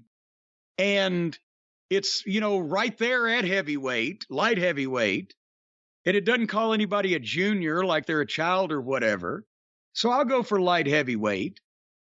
Cruiserweight, what the fuck? I mean, that meant nothing in any wrestling context. I know in boxing they have, 18 different weight categories, including, I think, flyweight, bantamweight, featherweight, whatever the fuck. Phantomweight. Bantamweight, not phantom weight. I call it phantomweight. Oh, I see what you're doing. But anyway, they were just trying to not be junior heavyweights and not be light heavyweights, so cruiserweight. But that it pigeonholed in WCW, it pigeonholed a bunch of the smaller guys, especially the luchadors they brought in from Mexico, in an interchangeable group. It was like the X division in TNA. First thing when I got to TNA, Jeff Jarrett wanted me to give my thoughts and write notes on the shows. So the X division is, I think I termed it, the same 6 guys that get the shit kicked out of them every week and Jay Lethal. And that's what the cruiserweight thing in WCW turned out to be, was that's where they would put all the guys. Jericho could compete in the fans' eyes and as a star at that point in time, and as an athlete with any of the top guys on the roster because he physically looked good and he could work. But when he becomes a cruiserweight, he's pigeonholed in with all of the other interchangeable mid-card and underneath guys that they didn't have anything for and couldn't figure out what to do with just because they were smaller in size. And then it became the kiss of death. What do you think, Brian? I liked light heavyweight. Junior heavyweight I never liked because when I was a kid and I would see pictures in the magazine, Nelson Royal didn't really make me think of a modern champion in the 80s. And then he lost to Denny Brown, who... Yeah. You know, that was not very good. No one wanted to see. Well, at that point, that's when Crockett had ended up with, he's the last NWA promotion, and they've got the belt. Nelson Royal, because of the weight that he was at in his fighting years, he would have been the junior heavyweight. I think he was a little over that, but he was a great worker and a great wrestler, and everybody respected him. So, okay, we'll give him a world title. But then after that, Dusty didn't give a shit, and he'd given up on it, and he just let Denny Brown have it because he liked Denny Brown. You know, I mean, I wasn't as negative on the term cruiserweight because for a while there you had Dean Malenko, Rey Mysterio, like the top of the card guys, the guys going for the belt. Those are the best matches on those shows. The fans treated it seriously. It wasn't like the fans ever shat on it. But, you know, I think to some of those main eventers, the ones who were throwing around the terms like vanilla midgets, and to some of the promoters. Well, but now let's face it. Some of the people did shit on some of it because it was a catch-all basket for all those guys that size to go. And remember, yes, Rey Mysterio got over in that environment, and we knew how good Dean Malenko was. The smart fans and the dedicated fans, the diehard fans, they weren't shitting on him. But during the Attitude Era, especially when you've got several million people watching the show, that was a bathroom break for a lot of people because at the time they didn't know who the fuck Rey Mysterio was. He was brand fucking new. Remember, we got to look with the eyes of that time versus what we know now. And cruiserweight and the cruiserweight division was in a lot of ways just a way to, like you said, just everyone we sign up from ECW or AAA, put them in one division. And they could have their high-flying matches, whether they're over 225 pounds or not.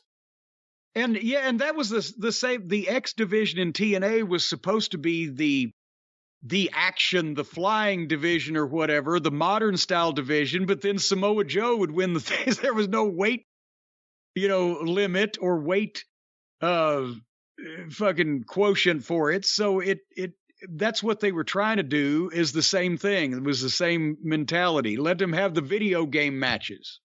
That's what those guys do. And whenever you put a group of guys together like that just because the style of matches they have, then you've buried all of them because they're interchangeable.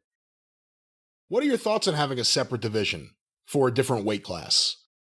Is that a thing that makes your life more difficult as a booker, or would it make it more easy?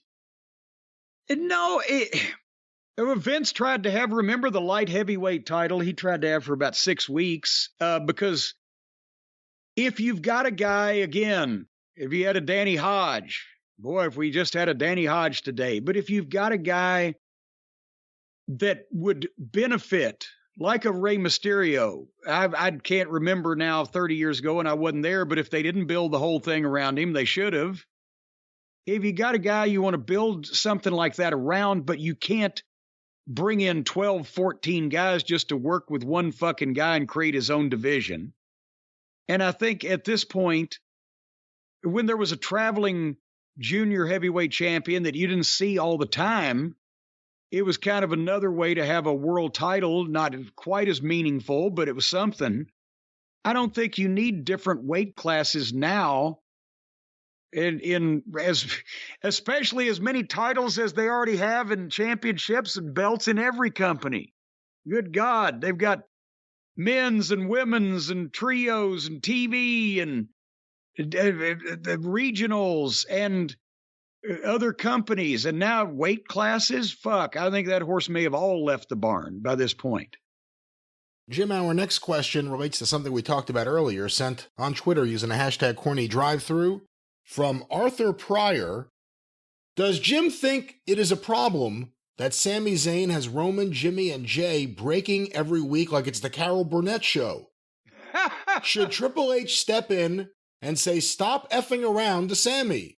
The bloodline laughing doesn't exactly match the badass aura they have been going for. So what are your thoughts on that take? Well, he hasn't been doing it every week. I saw it Friday night as this happened. I mean, he's great every week, but I haven't seen him really just breaking down and laughing. But I can see where I would be pissed As a viewer, I liked it. As a booker, I probably wouldn't like it.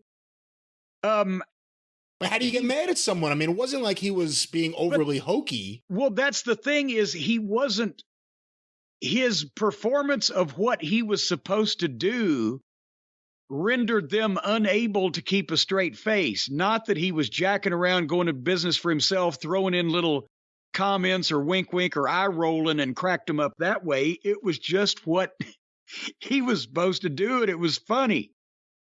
And so, yeah, you know, maybe you've lined the fucking bloodline up and slap them in the face and pinch their balls before they go out.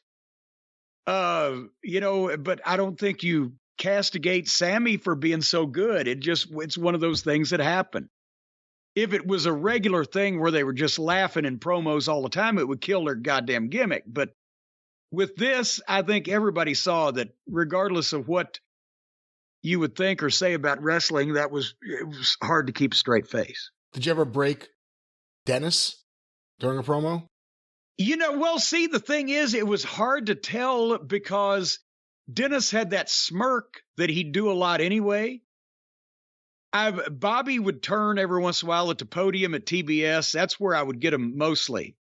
Bobby would turn every once in a while. Bubba was the challenge. Because remember, he had the stone face, and from the start, Dusty said, "Don't break, Bubba. You don't talk, you don't look, you just sit there, you look mean." And he kept his thumb nail long so that he could dig his right thumbnail into the side of his left hand when he was standing behind me, looking one way and looking the other way with his hands clasped together like a bodyguard. He was digging his fingernail into himself to distract himself and try not to laugh. Or every once in a while, he'd have to wipe his arm across his goddamn face. And I wasn't trying to do it at the expense of the promo. I was trying to see if I could, you know, especially on pre-tapes at the office, right? If I could get him there, no harm, no foul. But I was just trying to see if I could do the promo and still fucking get him every once in a while. Stan seemed like he was in on the joke. Yeah, Stan just seemed amused at everything that was going on regardless. So you couldn't really tell if he was cracking up at something or if he was just the Stan Lane, the party guy, sweet Stan, just having fun. And he's always looking at the girls too, so he should be smiling at them. I don't remember ever breaking up on TV. Myself. But now somebody may send me a piece of video to prove that wrong, but I don't remember it. But every once in a while, it's been difficult. Did you ever break Vince with something you said? No, Vince on doesn't commentary. break. No, Vince never broke. I mean, he looked at me when I called Shawn Michaels a fornicator that one time on Raw. He looked at me with that aghast look like he had to mull over in his head whether it was okay that I just said that. Was that one of the words you can't say? And by then, the moment had passed. I might have broke him on that one, but I don't think so. Not even the worst thing you said. You called Norman the Lunatic a child molester. What's on commentary? Well, yeah, but that wasn't in front of Vince. No, that's true. Did you ever break Jim Ross? Yeah, I think so. I can't remember a specific thing. I think we've both tickled each other a time or two, to be honest. Jim, our next question is our last question here today, sent on Twitter using the hashtag CornyDriveThru from Ben Nicky. Ben Nicky? Bend, B-E-N-D, Nicky. Oh, Bend Nicky. That's right. All right. When did choking become legal in wrestling? Sleepers were legal, but the blatant choke wasn't. Now you could choke a guy out and win the match. Why? Well, that's a good question. The UFC, as best I can tell. And now here's, maybe you know this, Brian. I am assuming that still a double-handed around-the-throat throttle choke from the mount is still illegal in the UFC. I don't see it often, if at all. I assume that's still illegal, right? I would believe so, and I don't think I've seen that in wrestling in a while either, actually, now that you say that. Well, no, because remember they fucking said they didn't want anybody to do that, and they fired Bryan Danielson 10 years ago in the WWF. No, the first thing I'm going to do as a heel, you haven't seen me wrestle in a while, thank goodness. But first thing I would do is I'd get on top of the baby face and fucking strangle him because I'm a pussy and I want to win by any means necessary. But it's what they've told the guys not to do anymore because kids might imitate it. But having said that, it used to be, yes, a sleeper was called legal because it compressed the carotid arteries in your neck and cut the flow of blood off to the brain. And this is legitimate. And that's why you passed out and not because of lack of oxygen. And now with the rear naked choke, you're kind of performing the same function, but also, you can't really goddamn breathe either in that type of thing. But it's not, when you're double-handed choking somebody, you're just depriving their air, period. But when you've got either a sleeper or the rear naked choke or whatever, you are technically compressing the arteries and cutting off the blood flow. And either one will make you pass out. It's just they've decided that one's legal in the UFC and MMA now, so wrestling has picked that up. So yes, a choke, and it used to be that the referees would signify that when you had a properly applied sleeper hold in wrestling, that it was not on the throat, couldn't be on the throat. There was never any change of those rules, except all of a sudden MMA got popular and they were doing it, so the wrestlers started doing it too. And no, when you look at it like that, it doesn't make any sense, but that's what happened. Do you think too many people in or around wrestling use the success of UFC and the rise of MMA as a reason to change things in wrestling that you may not need to change? The idea that, well, you can now have smaller guys beat bigger guys because the UFC established that, smaller guys could be deadly black belts too. Yeah.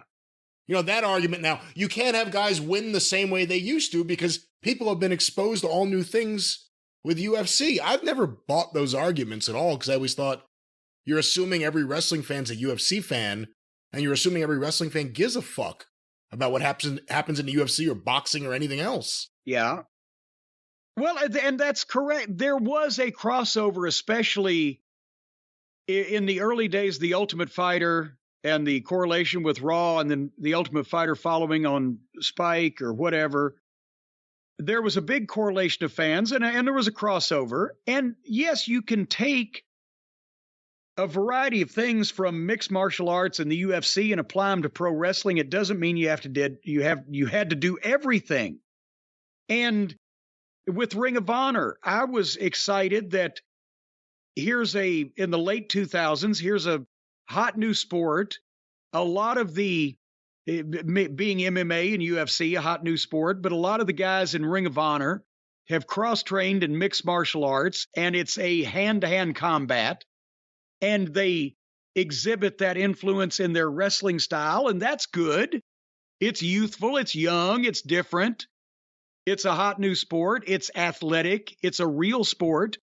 Let's try to mimic that instead of this goddamn dog and pony show sports entertainment bullshit. But by the same token, that doesn't mean that you can have the 130-pound fucking Brazilian jiu-jitsu black belt, arm bar and tap out your 280-pound fucking former pro football player that everybody knows who he is because he might be a star one of these days. You still have to work things. And it doesn't all have to be, or now just suddenly matches just end out of nowhere with no build to the finish, because that's the way they do in the UFC. Sometimes there's a build to the finish in the UFC. It builds to a crescendo. They just didn't plan it that way, but it does. And when you have the ability to plan a crescendo, you ought to take advantage of that ability. So, yeah, just ending the matches with a tap out of nowhere with no build, or giving neither guy an out or whatever, that's a thing that we could have done without. There's some good influences, and with everything, there's some bad influences. People go too far or go whole hog, whatever the fuck. Do you think UFC's popularity over the last 25 years and whatever portion of the wrestling audience that is, does that mean that you could never get a move that on the face of it is somewhat ridiculous? Although, if you apply the claw to someone, you could hurt them if they have a small head or whatever it may be. Or you got a big hand. Or you have a big hand. It could really hurt, but the idea of the claw being a finisher, or like the stomach claw. Like, these are things that are ridiculous to people. Even with the UFC being as popular as it is, do you think in this day and age, if you took something like the claw or the stomach claw and you got it over each and every week with someone who people actually care about on TV, it could still work even in this era of the UFC? Yes. If it's somebody that people care about and they're doing it in a fashion that doesn't slap you in the face with being phony or silly or unrealistic, you can get anything over. It's just the way you do it and the way that you approach it. And again, the stomach claw is, let Dick the Bruiser put the stomach claw on you and see whether it's fucking real or not. There's elements of, there's certain elements of people who think that everything in wrestling is and always has been bullshit. And that's not true. The figure 4 leg lock you can fuck somebody up with if you fucking want to, and if you have it on them, you can fuck them up. Whether or not you could apply it on a trained, skilled fighter without their cooperation is another issue, but all this shit hurts in one fashion or another. You just get somebody. If Andre the Giant's finish had been the claw, people would have bought the fucking claw. Because look at this, hands the size of catcher's mitts. But now it's harder. The bar of proof is harder these days because everybody thinks everything is bullshit. Your shit has to look better or be more different or in some way be more legitimate. You can't get away with everything you used to because people are looking for it now. But you can get almost anything over in the right circumstance and with certain individual. And with that, the drive-thru is closed. Jim, any comments on Lior's song? This chair. Again, I'm amazed at Lior's cunning lyricism and amazing wordsmithery. And the phrasing is Sinatra-like. You mean dead? But anyway, the drive-thru is closed. We'll be back next week with another episode of the drive-thru. And of course, this weekend, the Jim Cornette Experience, wherever you find your favorite podcast. Go through the archives today. Patreon.com/Cornette. $5 a month gets you access to the drive-thru and the experience going back to 2013, the beginning of the show. Patreon.com/Cornette. Don't forget about the official Jim Cornette YouTube channel. Just go to YouTube and search for Jim Cornette.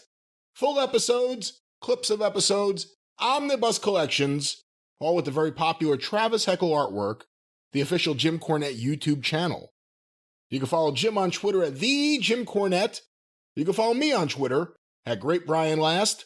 You can hear me on the 605 Superpodcast at 605pod.com or available wherever you find your favorite podcast. And don't forget to subscribe to The Wrestling News at thewrestlingnews.com or go on Twitter at WrestlingNewsAV. Wherever you find your favorite podcast, free daily wrestling newscast with nothing but news, no opinion. The Wrestling News. Jim, what's going on at Cornette's Collectibles? Chaos, Ollie! At JimCornette.com. All right. Well, the drive-thru is brought to you by the law office of Stephen P. New. 888-692-8084. Get even with Stephen at newlawoffice.com. Did we get everything in? I think we got everything in. Until this weekend on The Experience, and next week back here on the drive-thru for my mute friend and me, I'm the great Brian Last. Tally-ho! I gotta pee again.